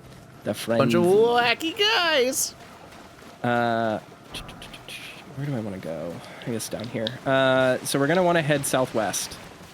So when I was going through here and I didn't know what all those messages meant, and I was getting increasingly weird clues from all the community messages, I started looking at upwards at all these twisted branches above everywhere. Yep. I was totally sure it was going to be the fucking Sekiro snake. That's what I thought too, because there's the snake skin in Bonnie Village. So I was like, oh no, you is where, found like, one. This is where the abyssal snake went. Like, that's where it is. I think it's chasing me. It should be far away. Down, Andrew. Oh, you came down the ledge. Oh, okay. Do they not suffer from fall Floating damage? land? I don't think they do. So not even gravity can touch them? Okay, that's cool. I mean, I think they're just not. I don't know if that fall would be big enough to actually kill them. But yeah, I was gonna say something and I forgot what it was. Snake skin. Snake skin. There was a snake skin in Bonnie Village, so the whole time I got here, I was like, oh, "Am I gonna get bored by a big snake? Like, what's gonna happen? What's gonna happen? Is a big snake gonna kill me? The abyssal serpent!" Like, I was lured into it. Like, I really thought it was gonna happen, and then imagine my shock when it didn't. I have two chasing after me right now. Yeah, if this was a Sekiro area, it'd be very easy to imagine a giant snake kind of like descending into the valley and wrapping around these trees and stuff.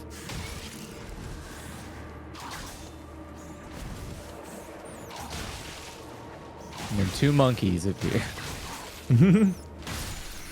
There are two monkeys inside of you. One of them has a head.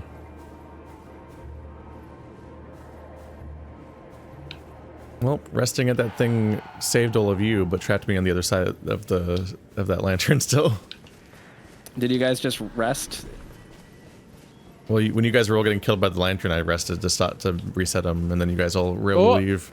But that means I'm still stuck on the wrong side of that lantern. Oh, there's guys down here you can kill. All right, I got my souls back. We're good. And then yes, that is, I think, exactly where we want to go. Where you guys are right now, but I can't open my map, so I have no fucking clue where I am. Try it now.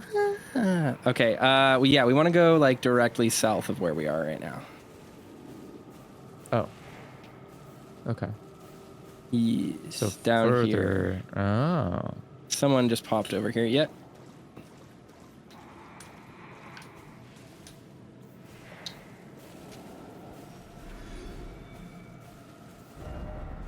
I really want to try and parry the boss of this area because I feel like it's possible, but I never tested it in my run.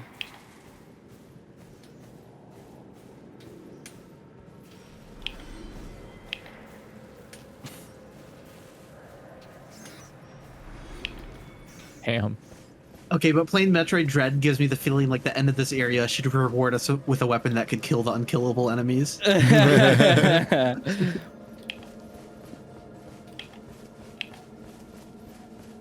That's why they're so intent on stopping people. The one thing. I'm surprised you pivoted to Metroid Dread in the middle of this game, right? Is because you're trying to like prolong the period in which you haven't finished Elden Ring yet. Not even intentionally. I just kind of like Metroid Dread. I bought it like a long time ago, and it's just been sitting there. All right. And I just noticed the case again the other day, and I was like, "Ah, fuck it, I should fire this up." All right. So this is the area we want to go to where I am. It's to the south, like directly south of you, down a ledge. Oh. Just letting everyone know. So many skulls with runes in them. Oh, like down. Oh, Yes. that might be too far. There's some cracks to jump on and stuff.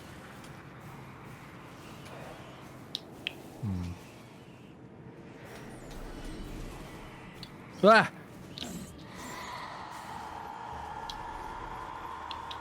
Wah!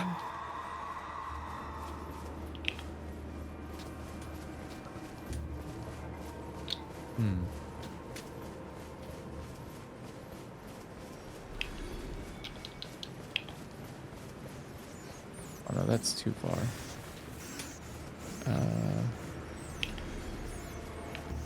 Hit.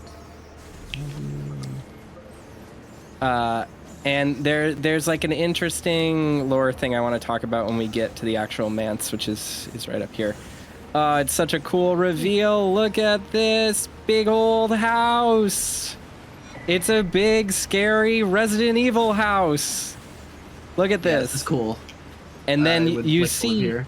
all of these monks with their heads cut off and golden barbs shoved in their neck holes. It's kind of fucked up, right?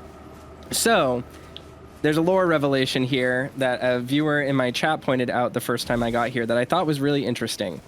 And that is, so if we look at the items, right, we got the barbed staff spear. And if you look at it, it's pure gold. It's made out of gold.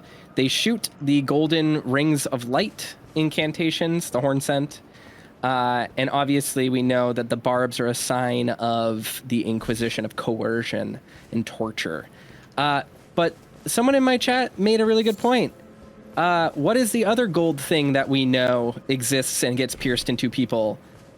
The unalloyed gold needle, which suppresses the influence of outer gods. And this is a really interesting thing. The Hornsent discovered unalloyed gold before Miquella did. And in fact, were using it to religiously oppress and cull worshippers of other gods and deities. So here, all of these Midra sages, these frenzy sages, were murdered, and in their corpses, these unalloyed barbs were placed to suppress the frenzied flame. That's pretty fucked up. Damn.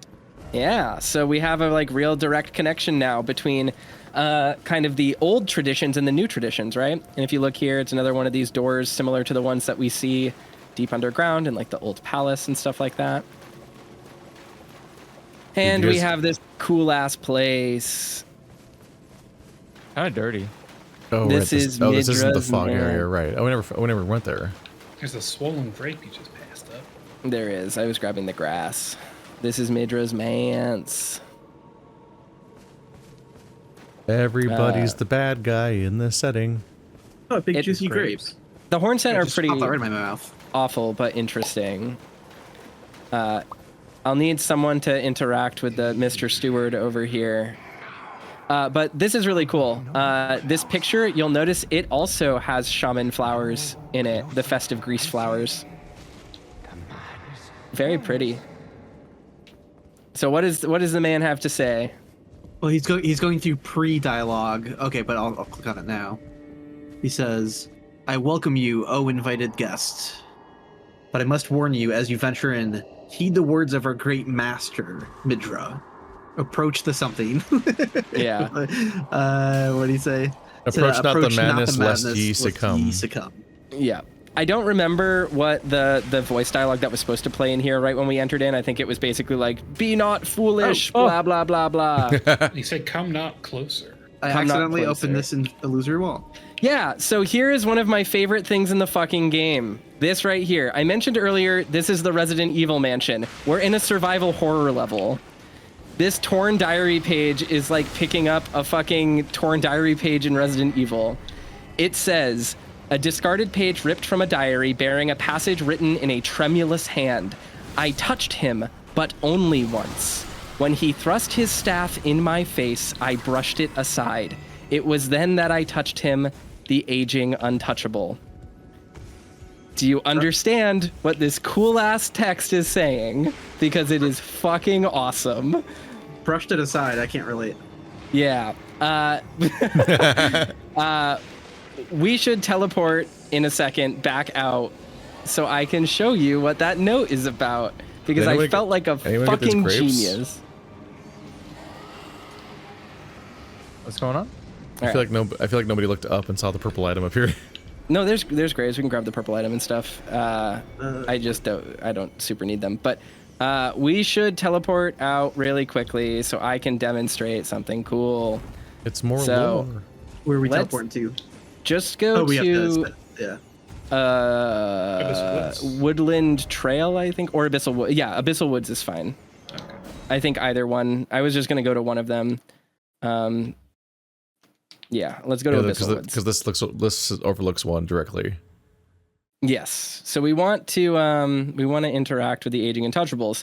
So as the note said, I touched the aging untouchable once. He thrust his staff in my face and I brushed it aside. So parries work against them. Against them. Yeah. And if you parry and riposte them, you can kill them, which is cool as fuck. I do not know where this one is, though. It's gone. Oh, I mean, he found out that you know how to kill him, so he's booking him. He's right here. He's behind you. He took him a while to spawn. I'm loading forever.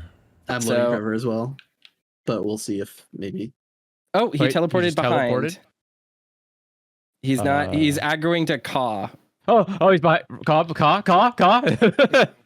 Ka, it's time for you to try and parry. I will banish you. I don't have a weapon that can parry. Yeah. I was teasing. All right, I banished you all, and my world is open to wanderers again. Okay. All right. I've got a parry shield equipped. They got me. Yeah, initially I didn't realize parrying was in this game because I just assumed that would be a universal feature, not a weapon-locked feature. Yeah. It's on weapons and shields, and that's it. Okay, the guy doesn't move. I instantly got hit right after I spawned. I didn't see him. Oh, we're all gonna die. There you go, you did it! First try, let's go. Now I just have to repeat it, which is not gonna work out. Yeah. No, yeah, I fucked it up the second time. They're fun to kill. Come on, get me. And with their expanded health, it's gonna be like... There you go.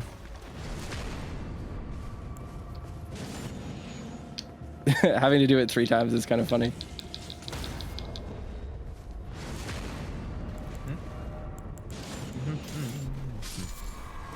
So each one drops a grape, and then one of them drops a talisman. Let's fucking go. Yeah. So we can hunt them if we want to. It will take a little while because I don't remember where all of them are. But the one that drops a talisman, I think, is forward and then to the right over here. They're fun. They're fun to kill. Is it the one in the scary fog? It is not the one in the fog. He's just like in his own little spot. But I went through immediately after finding that note, and I was like, no way you can parry these dudes. And then I went one by one and killed every single one because this kicks ass. When you try to parry one, I should stand right next to you. And so that you can get the riposte? Well, no, not even that. I should, because I can try to parry at the same time. So if one of us it, it's double. Yeah, we could get it. Yeah, go ahead. Both of you. There's 2 in front of me right now. So yeah, I'm right behind you. One of them has noticed me. There we go. He's gonna explode when he teleports towards me, so be careful. Yeah, there we go. Nice. Okay. Wait. How far are you guys? God damn. Nice. Oh. Yeah. Let's fucking go. Very far. Apparently. No. He got me with that one, so that sucks. But hey. Come and get me. Very good. I'm in danger. I should equip a better parry thing. But nice. You got him right as he was coming into his invulnerability frames, Andrew. Sick. That's absurd that even hit it. Do not doubt the bonking. It always All right. works. Let me get up close so he targets me. Oh, he's targeting me or something. Oh, got him. Well, no. Okay. No, he got me. All right. Yeah, the floor thing just kind of pulses in a lot of situations. That doesn't seem to mean that. I can't fully get what the thing means. Oh god. I can survive it at least. Nice. Oh, come on. They are. No. Someone is saying they're completely damageable after you riposte them, but the thing is that their invulnerability comes back. You can't just attack them because I tried to do it before and it didn't work. Oh no, they're all dying. All right, come at me. Come at me. They're eating him, and then they're gonna eat him, and then they're gonna eat him. Oh my god. Oop, that was too late. Oh no, this one's just wiping everyone out. It's hard to get the timing down. No. Because like, see, at least he is yeah. attacking. And it's I cannot parry or riposte with these weapons. Car, are you still trapped? No. I went back to round table to upgrade stuff. Oh. Try out that new staff. Oh, I poisoned myself with my own weapon. Whoops. All right, here we go. So I stabbed it, but I don't think that if I try to attack it again, yeah, it's not doing anything. There we go. Oh, they did change it. Okay, interesting. Because we tried to attack them before and it didn't work. That's brutal. In my playthrough, at least. Well, that makes them way easier. Yes. Summon them.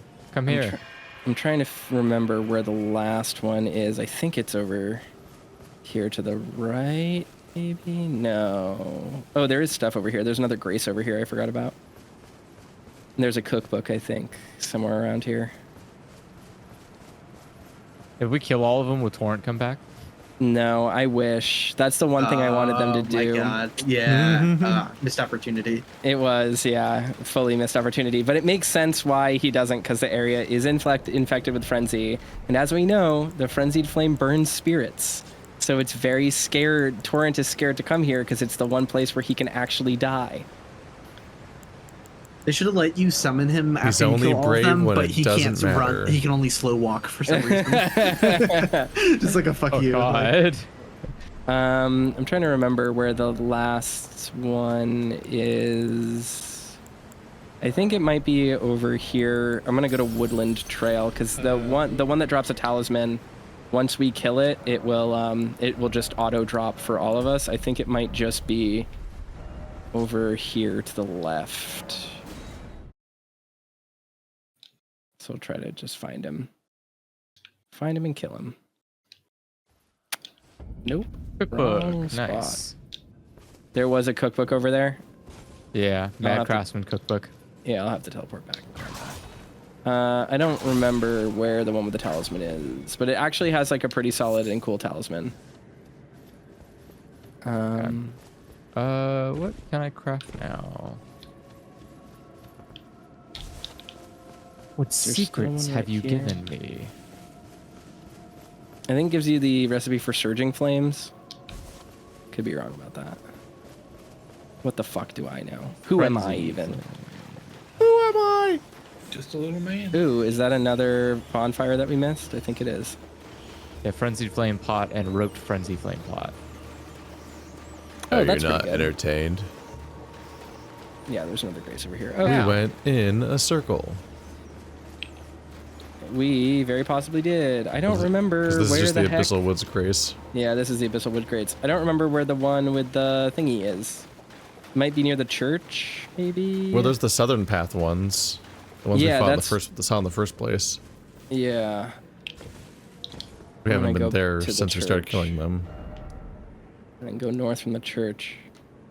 'Cause I think that might be where one is. It might be here and to the left.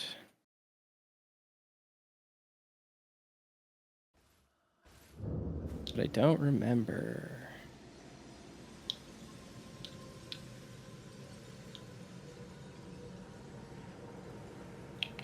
Yeah, I think it might be over here.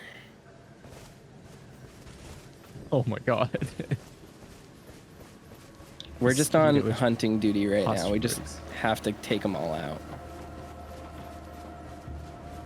This is the area with all the rats.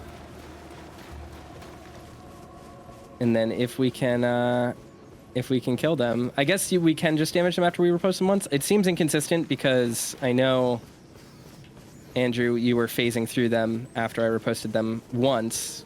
So be careful about that. Their invulnerability might return. I'm not sure. Okay. But once one person reposts them, they should be killable. And then one of them will drop a talisman, which will be very helpful. I mean, none of us will probably use it, but it's a cool talisman. It's got some neat lore. If it bleeds, Could we can always kill use it.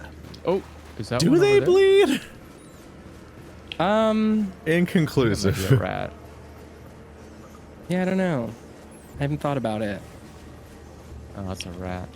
I think maybe this is the one. I think this is the one. I think I found it. Yeah. That's a wall. Oh. Fight me, idiot. Fight me. He's gonna explode. Oof. Oh, I was turned backwards. Oh. Parried incorrectly. Damn it. This one will, I think, drop it. There you go. Yeah, I got it. Nice, nice, nice, nice, nice. I'm about to Okay, respawn. let's test this theory. Yeah, I was able to hit him. Oh, he is. What is he doing? Where is he going? Oh, he teleported. He's gonna that was trigger weird. madness on me, but that's okay. There we go. There we go. Aged one's exaltation. Exaltation. So gift your madness to our Lord. Bless our brethren with grapes. Take care that they fully ripen. So this is an aged untouchable whose head resembles a sprig of ripe grapes. Spooky. Okay. Midra's Manse. Let's go back there real quick. That seems like a bad idea for an item. And we can probably clear out the Manse really quickly. It's an extremely small area. Like Castle Ensis sized. Castle Ensis sized, yep. You're expecting Okay. a bigger dungeon, but you're wrong. You got a dragon up, Caw. No one can see you like this. Oh, I'm dragging on my end. No, you're unsightly. Oh yeah, Yep. now you're dragging to me. You're Dragon human. D's. Oh, it's. Disgusting. Yeah, I see a dragon. I see an old man, a Okay. fleshy human man. I can't believe that toaster has inferior eyes. Wait, where'd you guys teleport? Oh, I died. Oops. Guys, I suck at video games. I don't think I can backstab this guy. Okay.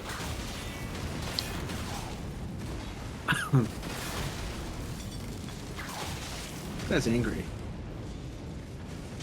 Pretty common around here. This guy could definitely use a Snickers. This guy could use a Snickers. You're not you when you're hungry. Yeah. He's who two-handing are his you? horny sword. Horned Warrior Gauntlets, very fun. All right. Let's see. Careful with these enemies because they. It took me a throw while to items figure out that what the cause fuck was frenzy. happening in this room.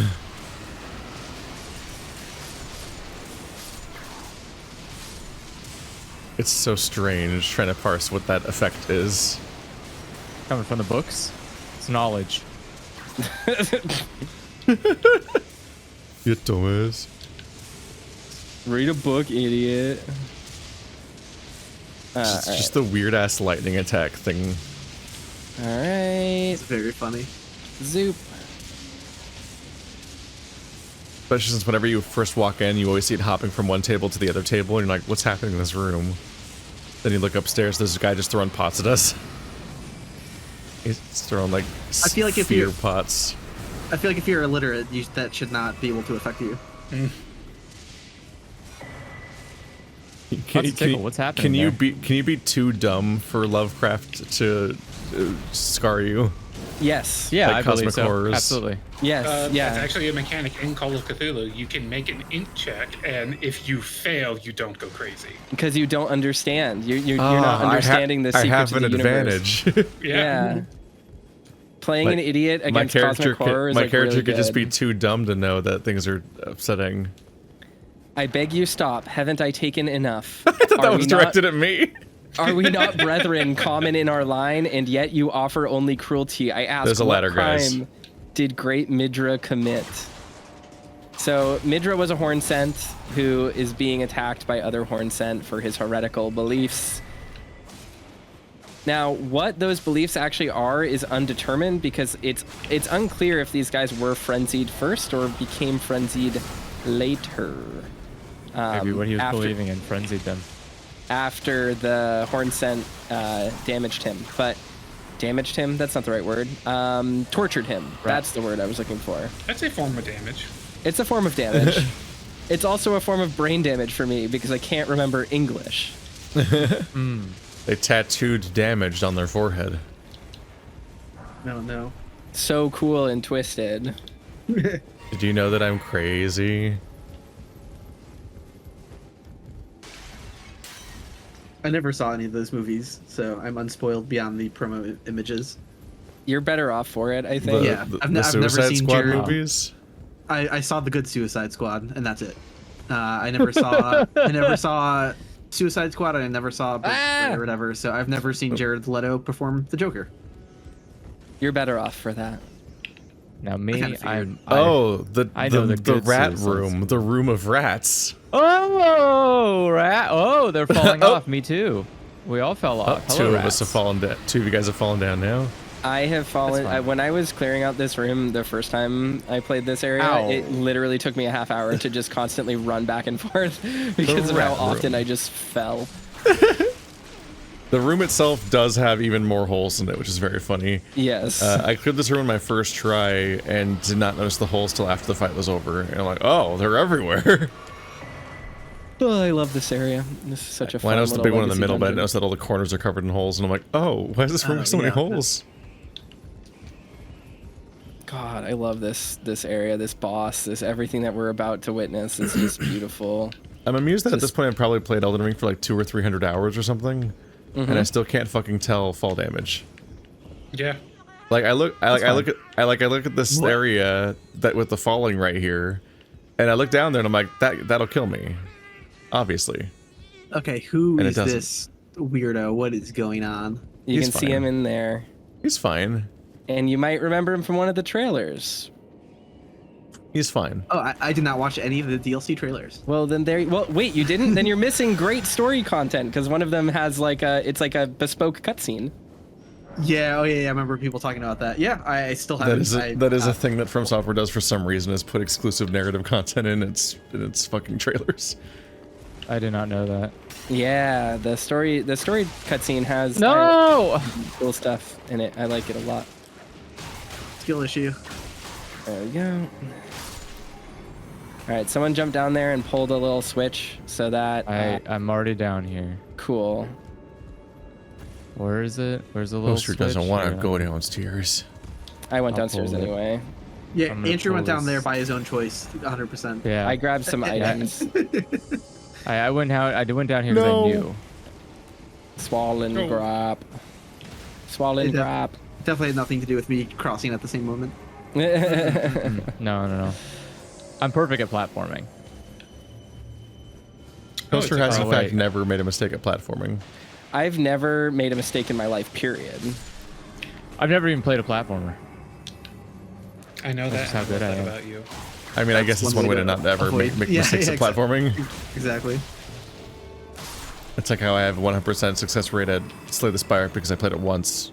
So over here, there is a cool thing. There's just a cool little spot. It's There's this room from Yeah. the loading screen. It's There this we go. room from the loading screen. So that's Midra, and then a character named Nanaya. When we And came in, the obviously- ghost was running and had to walk back to his normal position. It's an illusory wall because, of course, it is. The fucking ghost at the beginning of the dungeon was running and had to go back to his normal spot. Weird. I didn't even realize they were programmed like actual NPCs. That's odd. All right. I don't think that, I didn't realize they were gonna get here so soon. I don't think they're ever supposed to move, so it's like, oh fuck, oh fuck, oh fuck, oh fuck. There we go. It had to go like back to its spot. Don't tell Miyazaki. Fuck. He was on his lunch break. He was taking a cigarette break. I'm so fucking fired, man. I need this job. I got nothing else. Nothing else pays this many souls. All right. So here's Kaw's weapon for the rest of the game. Oh. Oh, Nanaya's torch. A torch made by attaching a dying flame of frenzy to a small spinal column. In a distant land in an age long past was born a man who failed to become the Lord of Frenzied Flame. All that remains of him is cradled gently by way too much health. Fuck Nanaya. this. So this is this is a torch that is Faith Arcane, I think, maybe? No, it's mundane. Oh, mundane. That's so fun for you. Oh, it's one of these guys. I don't have enough int for it. Oh! What? Oh, stop! You bastard. Stop it. Stop with this move. Oh, my God. Wait, I can fall again? I don't even know that. I didn't even know that I was on a ledge. There we go. I'm really Revered turned around Spirit right now. Ash. He drops Revered Spirit Ash. Shit, I get back up there for it. Nice. There's a staircase over here behind the thing. Milo, get off my desk right now, you little Milo, fucking kill. demon. You little demon. You little nightmare creature from hell. Milo responds to Alexa commands. Where is that staircase? Alexa, kill. Behind where the bookshelf came out that we could jump over. Yeah, and the corner of the bookshelf moved forward so you can physically walk behind it now because it became a platform. I will go stand in front of where it is. Right here. Ow.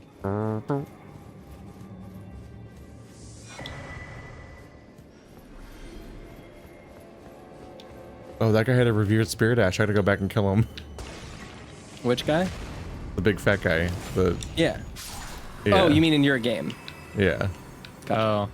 Someone kick the ladder down.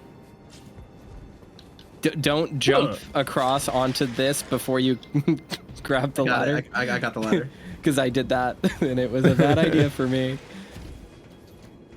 Gotta knock this thing down. More revered spirit ash. I had a weird thing where I was way ahead on revered spirit ash compared to my shadow tree level. For like when I got to the dancing lion and so on, and I was like, oh, I guess I'm just finding these faster. Then I found out that revered spirit ash caps at like half the level, so I was like, why am I ahead so much? What the fuck's happening? All right, so the boss of the area is right ahead. I'm so lost. you're lost. Yeah. Kaw, how'd you get Alright. lost? Whoa. Because the level's confusing. So Who's yelling? I like these. I like these Inquisitors because if you look at their catalysts, they are rune arcs. They hold like little rune arc candelabras, which I think again gets to that point I was making earlier of like you can't make anything from nothing. So like a big theme of this DLC is like Marika's golden order and like this beautiful religion that she created that was supposed to be like free of suffering and with eternal life and abundance. It kind of just turns out that like it's built off of an empire of bodies and like of previous religions, and that same idea of like Christmas was a pagan holiday before it was Christmas. Like all of that exists here in this game. All right, are we ready to fight the boss? But his name's in the holiday. What do you mean it's not his? Let's do it. He should talk, I believe. I don't think is everyone here? Oh, Come on, man. What is this guy? Leave him Oh, alone, good he's job. trying. Good job. Man, your cheeks are out, bud. What's going on? Leave him alone, he's trying. Oh, he's gonna be trying to die soon. what a fool, this stupid little shitlord boss. God, he has Yeah, so what much. the fuck? This is a Christ, thematic fight more than a difficult fight. Yeah, it's like at the end That's of kinda Demon lame. Souls. Ooh. Just kidding, bitches. Why would you say something so quickly? Because the screen loaded. I'm in the cutscene. Yeah, but they don't know what it means. Enough. I have endured more than enough. We'll just take that thing back out. Yeah, that's exactly. That's yeah. His head vagina is really interesting. It's very young. That's great. Forgive me. That's Oh, one is way this- of grabbing it. Is this the brainchild of his head womb? Oh no, your head's attached. No, you can't do. That's gonna have to be It's so Nice. awful. Oh. Forgive me, Zanzibar.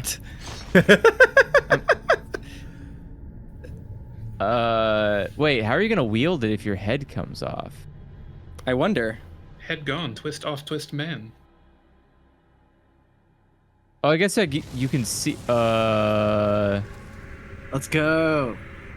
Why you have a fire hole? He turned into the Dead Cells protagonist. He's Yellow. agape with fire.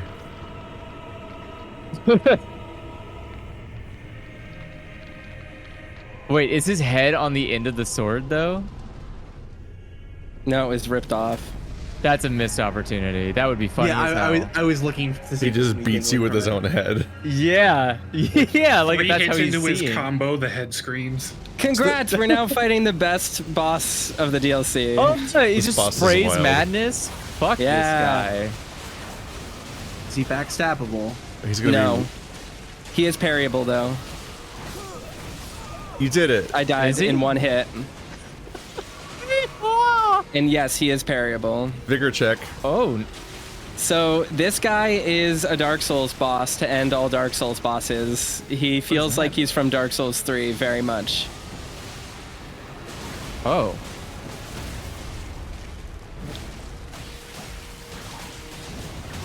Ow. I can't believe I died in one hit. Holy shit. Uh-oh.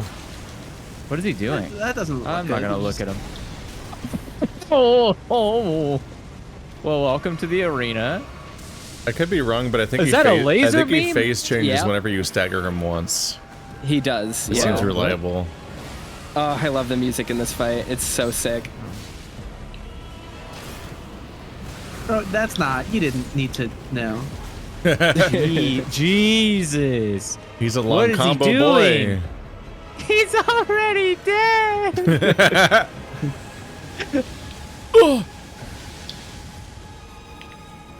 This music, though, holy shit. This fight kicks so much I don't want to be ass. next to me alone. Sounds like Bloodborne music. Mimic! It's so fucking sick. What are you doing? Da da da da da da da da da da da. Uh-oh. Okay. He hasn't done the really scary stuff yet. Oh, I'm dead. The really scary stuff yet. What does that mean? Ow. Well, he just lasered me. He's We dead. did it! Okay. We beat Midra, Lord of Yay. Frenzied Flame. We God. got 500,000 souls for it. Holy shit. Damn. I should have put on a thing to give me more souls. This Oh, is a yeah. this is a hell of a good boss. Midra's too fair to stand up against 5 people. Yep. That's Oh, fun. Sit at man. the bonfire. Thank you. Yeah, this is a great fight. This is a really great fight. Oh, 3 levels. Wow. And Illusory can still go home and play it on his own because he didn't get to do it at all. Yeah. Yeah. There Got you go. immediately Illusory. decapitated. I Jesus. literally died in a single hit. I was doing fine until I got hit, just full face blasted by the laser and just instantly died. I'm like, oh, because it triggered madness, while also hitting me with the damage. I'm like, oh, well, I'm gone. Good fight, good music, just good Souls game. You gotta love it. They should make like another Souls game sometime. All right. What's the closest site of grace? The time what's is the, ripe. Did one spawn in the boss room or? Yeah, table discussion chamber. chamber. Discussion chamber. The sit in discussion chamber. This chamber. What is this? Why is it all ashy here? He burned a lot of incense and then burned himself. It's The covered in entire- hay. The There's a lot entire of hay room was full everywhere. of fire. Yeah, It's a smelly guy. I think it is incense sticks that are just kind of thrown around, or bones maybe, or something, because if you look, he has like little incense holders on his little rug that he was enduring on. And so let's read the description. It says, Remembrance of Midra, Lord of Frenzied Flame, hewn into the Shadow Tree. The power of its namesake, blah, blah, blah. As the golden barbs inflicted eternal agony upon him, Midra held fast to Nanaya's entreaty. Endure. The word was a curse. Forgive me, Nanaya. So suffering makes the Frenzied Flame worse, as it turns out. It's not great. And there is a item I want to, I'm going to go back to the roundtable hold because I want to read the description of the weapon that you get from his remembrance, which is really fucking cool. His upsetting trident thing. Yeah, his greatsword. So he allows you to get either Midra's Flame of Frenzy, which says, the Lord of Frenzied Flame shall take their torment, despair, their affliction, every sin, every curse, all melted away. Yet Midra, like others before him, was too weak to become a lord. And then the Great Sword of Damnation says, golden greatsword that once pierced the body of Midra, master of the Manse, used by the Hornsent in the execution of a damnation like no other. The barbs that pierce the victim from within wind gently around the blade. There is something of the Golden Order in the sight of those fixed upon this crux. So once again, the Golden Order has its roots, like these ideologies, this truth behind the Golden Order, behind unalloyed gold, behind Marika's torment of the Hornsent and the Omen. All of that goes back to these original sins of the Hornsent. And then Putrescent, which we didn't read before, says weapon wielded by the Putrescent Knight, gains power from the wielder's arcane attribute. And then in ages long past, death was burned by ghost flame. Even the remains of tainted flesh were given equal treatment in death.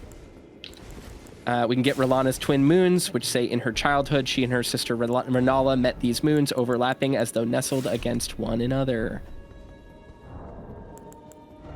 So, yep, those are all the remembrances we hadn't looked at yet. Let's see if I can upgrade anything, because I think we got some solid upgrade materials since the last time we were here.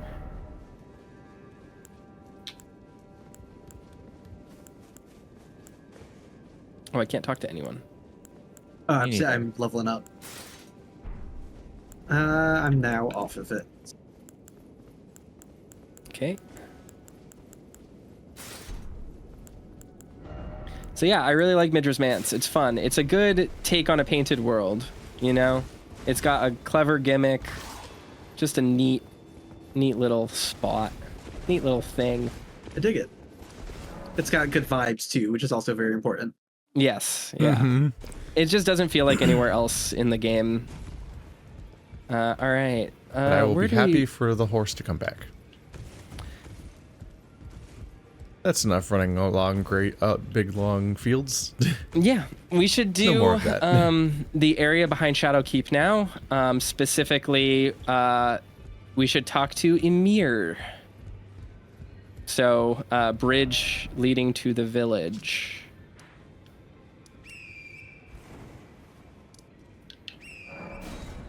This is by the by Bonnie Village. We should probably go to the Fly Village because there's stuff there. Yeah. So actually, let's teleport to Recluse's river upstream.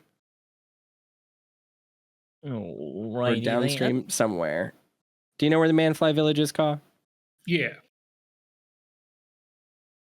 Is it up or down? I don't remember how to get there. I do. We're good. Okay, geez, lay off. Yeah, there's a back road along the cliff from upper river thing. Oh, so now everyone's an expert. Yeah, geez. I remember what we're talking about. I'm just loading for 7 years. If we find years. one thing Toaster doesn't know, we have to capitalize on it. I'm gonna attack you, and by that I mean there is a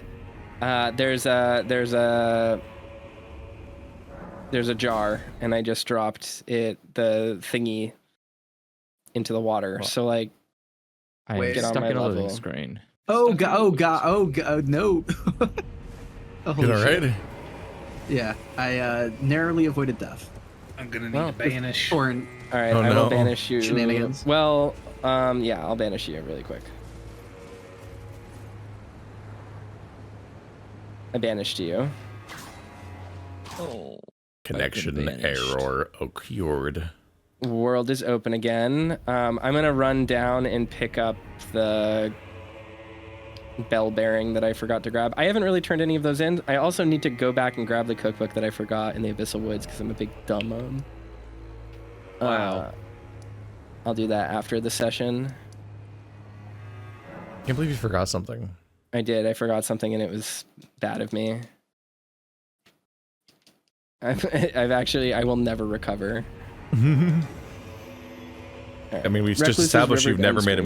mistake, so that means that this is the first one. Like that's like It identity shattering.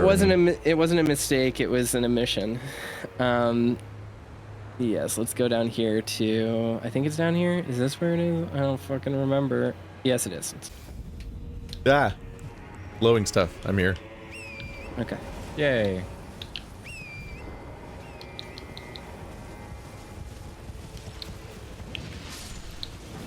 There we go.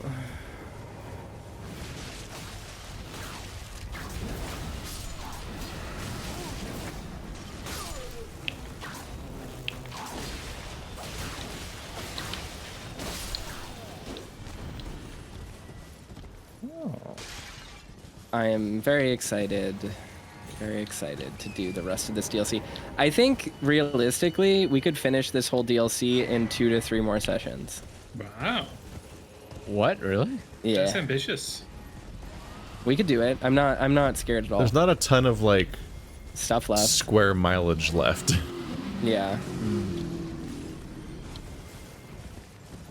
It's pretty much just all of the parts of the map that are like north of the Shadowkeep. Yep.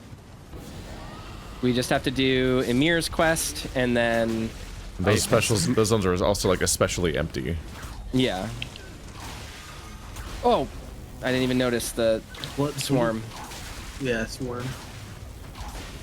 And then places that normally are time consuming, like the Shadowkeep, we kind of bulldoze through as a multiplayer group. Yeah. Yeah. It's good. It does just straight up like take hours to finish that place in single player because you're having to be careful and there's so many threats. And those fucking flame knights, if you don't have the correct weapon, are an actual nightmare. I found the Flame Knights very easy if you're just using a shield. Yeah. I stun locked them. I backstab. Do we do guard breaks or backstab fishing? I forget one of the two. I know I'm It just. just got kinda- very dark.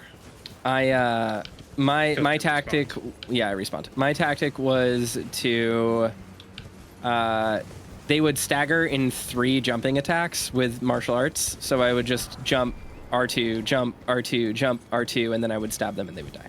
And I was trying to use R'Lana's light great swords, and they never stagger ever. Mm-hmm. So you just have to deal with their entire moveset and offset timing, fireball, and all the shit that's supposed to make them scary. And it's a nightmare. And then I switched to my same scythe that I use whenever I stop caring, and it fucking stun locks them and kills them in like 3 hits. I'm like, Manfly ashes. just again and again and again, I switch back to my scythe, and I'm like, why do I ever try? But I mean, aren't R'Lana's weapons quality? They're like mundane. They're int faith weapons, aren't they? Yeah, they're not very good. They just cannot. Pain in the ass to scale for. They just cannot keep up with my Yeah. faith scythe that I basically finished scaling before I entered the expansion. All right, I think that's like everything. I think over here. I could be wrong, but let's just really quickly check.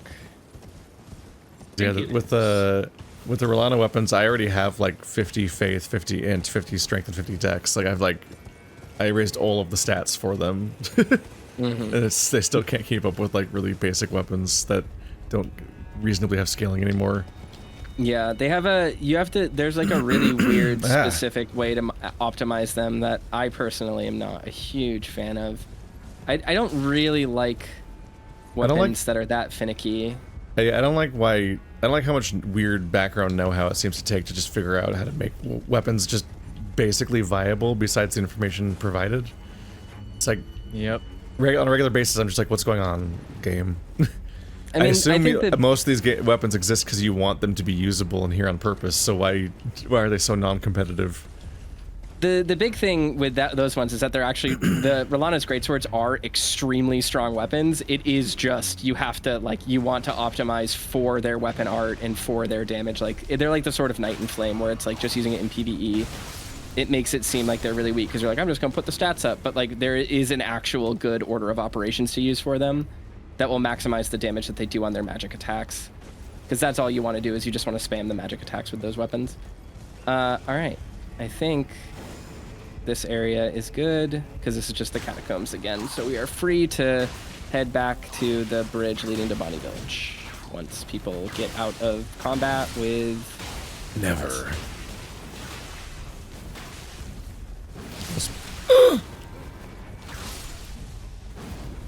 And you're stunning me with golf clubbed flies. Whee! Okay. Bridge leading to the village.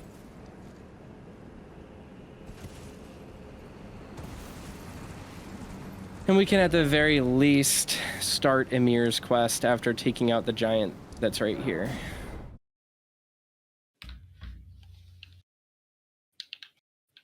This was the first one where I actually saw the message on the ground. Yeah. Wait, did we already kill this one? I don't remember. I don't think we did. No, because No, you, we didn't. because you wouldn't go north because of the rune. The rune, that's right. Yeah. Correct. Alright.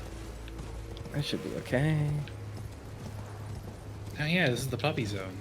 The puppy I know where to zone. choose this guy. The zone where puppies are? Yeah. The puppy bowl.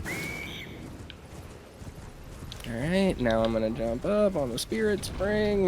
Let's get up here, folks. Okay. And now I'm gonna test to see if this works. Oh, great. Can't craft any more stuff right now, so that's fun. Good luck, have fun. It does work. These are solid. Topes' barrier is great if Ka stands in it.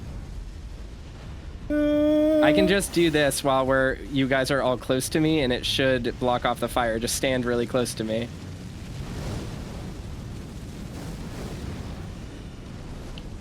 And then we'll get him to come over here, and this should give us free reign to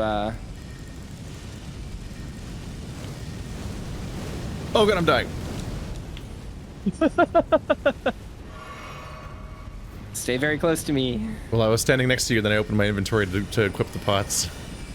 And then you walked away and I died. Or I was dying. Okay, is he gonna come closer? Maybe back up a little He bit. refuses. He's here to be very annoying. Stay near me. I should be able to Topes' barrier. And we'll just wait a little bit. No. Oh no! Oh no! I got killed by the AoE that was landing in front of me. Alright, I think that might be close enough though. Because he took a step forward. He is. If you need a good spot to hide from the fire without getting killed, it's right over here. Behind all Let's the go! rocks. Free aim from a distance. Hey! You did it! Nice. Whoa. Landed right in him. Wow. Hell Did you yeah. one-shot him? Pro gamer. Yeah, that's what happens if you throw it in there. Oh, it always took me 2 to 3. Yeah, it was 2 for me, but I also ran It out was- of hefty furnace pots. I think it might might be also. affected by your shadow fragment level. Yeah, I think it is. Oh, right. See, I was like, yeah, they took way longer than that to Yeah, kill. no, yeah, they took, yeah. It's taken more than one from me before. Now I gotta grab my health. Or my runes. Here we go. Oh, it is the puppy zone. I forgot how many Yeah. wolves are in this area. Yeah, there's There's so many of them. So many. It's just the wolf zone. And because I'm always terrified that like defeating off like an entire group might drop a special item or whatever, like I tediously just like killed every single one. You know, like What? Wow. I'm just like, you never know. You You never know. Defender. One of them's gonna drop the wolf blood talisman that turns you into a wolf. Exactly. Finally. No, I can never be. getting puppy I can side. never be bothered with world mobs. They might as well not exist as enemies. Jeez. So snooty. It depends for me. These ones, there are so many of them that it's like, and they're so low It's health just- that it's pretty easy to just like farm souls off of them if you just have an AoE, which is what I like to do. All Yeah, right. I've got a horse, so I just bye-bye. I'm not stopping. That would involve getting off the horse. Oh yeah, I do the opposite. I get off the horse so I can like Jesus. fight them better. Completely unrelatable. Oh, this is the weird tower. I remember. Yeah, we Rabot's got, Rise, yeah. we got to Oh, find the, there's a secret balcony with a thing to break the thing or whatever. Yeah. Just right Yeah, here. it's right here. Is there any Lovely. items on this level? I do not know. I mean, there's one in the tower, I guess. Yeah, there is one in the tower, but that's it. But then there's Okay, cool. another even The more secret secretier volume. floor. There is another more secrety floor that we will get to. Yeah. When we get to it, Keith, slow your God. horses. It's a cool tower and a cannon I'll never use. It is a cool tower, but it's a cannon illusory, or Ka might like. Actually, maybe I'll like it because I think it might scale with Int. 28 strength, no. We Roboth's cannon. You don't want to strength Magic of cast? glintstones encircle the barrel. It's a magic shotgun, magic cannon. I used it a little bit on my main character, but didn't really. I don't know. I didn't love it, but I maybe should Yeah. experiment with it more. Horse on an elevator. All right. Living it up when I'm going down. Let's talk to Ymir. Did you guys know Yeah. that Torrent can't Yes. press buttons? I just Why? now learned that because I tried to. Yeah, I can't. On the elevator, you can't press the button with Torrent. Oh, so I have a hypothesis. Remember when we were in the jails that have like the elevators that are like the hanging like Yeah. pots or whatever, and like sometimes they weren't working for us. Yeah. I think the way they work is that they're effectively covered in an invisible button, like the same way that other elevators you can see the button depress and that lets you know when you can step down on it again. Yeah. Just imagine that the entire surface of it is covered in an invisible one of those, and I think that's how those work. So when because we couldn't get it to work, it was because we were someone was still Someone- standing on the some- button. someone needed to get off of it or something. Gotcha. Yeah, because I ran Interesting. into that in normal co-op outside of seamless co-op. Yeah. Just on PlayStation. Intriguing. Yeah, so I think that's what's up, but I could be wrong. I think there's a cave somewhere on the side of this area somewhere, but I don't remember. Oh, So jeez. there is a moonlight altar here. So this place has a lot of hints to it being related to Caria right out of the bat. There's a starlight altar over here. There are No. marionettes everywhere. There are wolves everywhere. No. Why are they like this? Why are they like this? Cringe, you mean? Ow. Omega level cringe. Oh, I like There's- this just out in the open here. Yeah. There, yeah, there's a stop remembrance farting me. duplicator. I don't remember. I really think that there's like a cave. I can never remember. High radium. I don't remember there being a cave around here, but I I could do. be wrong. I know where it is. Okay, Ka. But do we want to do Ymir Damn. first? No, bring me to the the cave really quickly. The fucking invisible lady that I never saw. Invisible lady? She's wearing black armor in a black room. Oh yeah, Oh, Jolan. Yeah, I didn't know Yeah, what I you didn't, meant. I didn't see her until the second time I came here. Where I are didn't you, see her at Ka? all Where- ever. I Oh, there am you are. southwest of the... Yes, okay. I knew there was a cave like hanging off the edge of one of these places, but I couldn't remember where it was. Yep. And there's I like don't remember if a- I missed this or not. It's a sorcery, I think, or like an Ash of War or something. Yes. Oh no, yeah, I got it. Does not open from Pretty this side. From software moment. But it's just the door. It's just the door between the Grace and the NPC in the church. Yeah. Because there's a side Yeah. door you can walk in. If you walk in from that side, you can't open the door to the Grace. You have to go back out and go around. Correct. It's very Yeah, he true. locked his door. He doesn't want Yeah. strangers coming in So- through the fucking side door. So fucking funny. It's a pull door, not a push door, Keith. This is so stupid. There we go. Yep. Pull and push doors open from the same sides. Okay. Yeah, no, I did find this. Okay. Or from both sides. Yeah, carrion sovereignty. So this is the cave that I was thinking about. I guess I can just not go down there. 27 levels ago, where I was like, I think there's a cave on the side. Where is it? It has a sorcery in it. It's been plaguing me the whole time, guys. That is a very Your good plague astral. of gripes. It's very slow, but very powerful. All right. And now we can talk to our good friend Ymir, who is a really interesting character lore-wise. We have the cathedral now. Cool. Oh, yeah, cool. Let's warp through it. Manus met here. Yep, but So, I can't warp. Damn it. does anyone here know Latin-ish? Fake No. Miyazaki Latin? Does anyone know? What does Is it that mean? Manus hand? What is fake Miyazaki lantern? Latin. No, Lantern. Latin. So the Latin that he uses in the game isn't like real Latin. It doesn't like actually translate properly. But you can kind of tell what he means by like searching up the words and their etymology and stuff. The place here, Manus Metir, means the Church of the Mother of Hands. That makes sense because Manus hands of fate. Yeah, Exactly. correct. So Jolan is not spawned here currently because we haven't talked to Ymir yet. Oh, well, that's why I missed her. Yeah.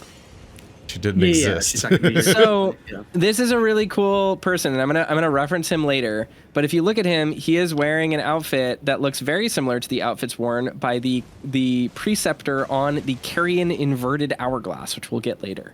I feel like this is better lit than it was in my solo game. Oh, The Final Fantasy 14 patch affect everything. we might need to banish you all Oh. What did you do? because I talked to him. Oh, I got a thing. Cool. I got a whole But Leda yeah, we necklace. got a bunch of yeah. But you guys aren't hearing his dialogue. And now we won't. Correct. Yeah, no, you won't. So he basically says like, "Hey, I will mark like, hello, friend. I will mark your entrance to this place with a request. Go to the Finger Ruins and use this whole laden necklace. The whole laden necklace says, use it a hollowed ruin to sound a hanging bell, a pale blue necklace made from a thin elongated stone hollowed out from the inside. It was a teaching of Count Ymir. The fate of the one who sounds the hanging bell will be guided by the stars." And he gives you a map that says, "I only wish to be of service." And he has other dialogue, so we'll want to do that.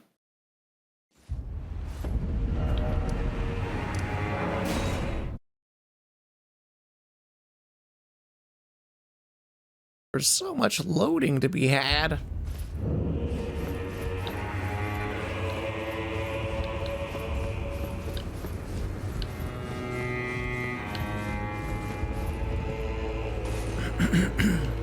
Alright, I'm here. You can just talk to him.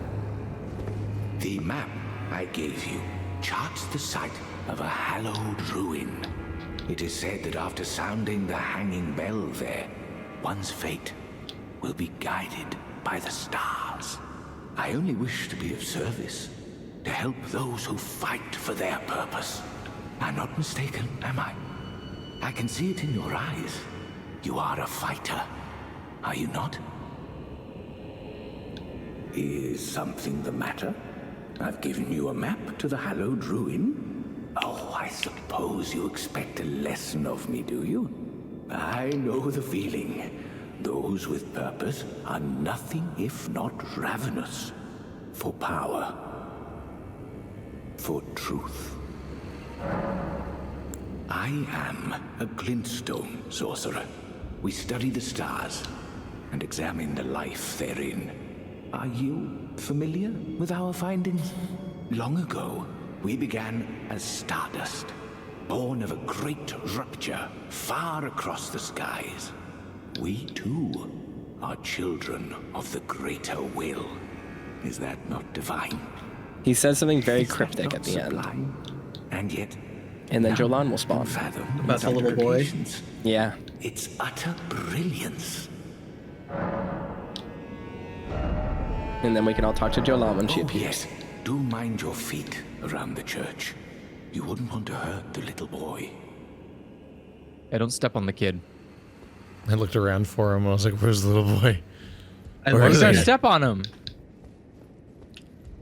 I'll step on whatever I want. Hello, Katana lady. I've no interest in small talk. My only And if you go concern is out to the concerns left, of there's this little California. graveyard You are not out among here. them. Only, there is one thing I will say. Count Emir's kindness is a gift. And is Should you there... cross him, There should There's be a an gravestone you can interaction prompt. examine. And it says, Yuri, beloved child, be taken gone. before his There is time. nothing more to say. So this is an interesting little weird little place. It's interesting because it's not the most prominent gravestone in that area, so it's just like, yeah, very, very odd. It is just an odd spot, yeah. I don't think I ever found it. I'm gonna go to the Yeah, cerulean. if you go like Close. straight down the steps and like straight forward, and it's a little bit on the right.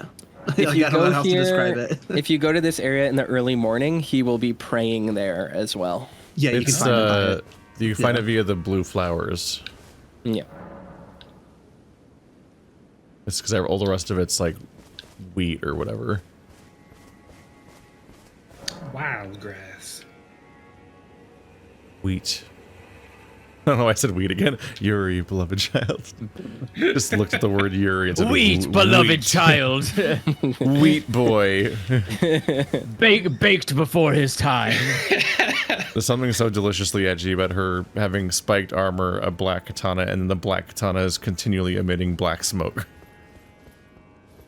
So, I don't think I don't want to take too much time from illusory. This is usually when you have to bail.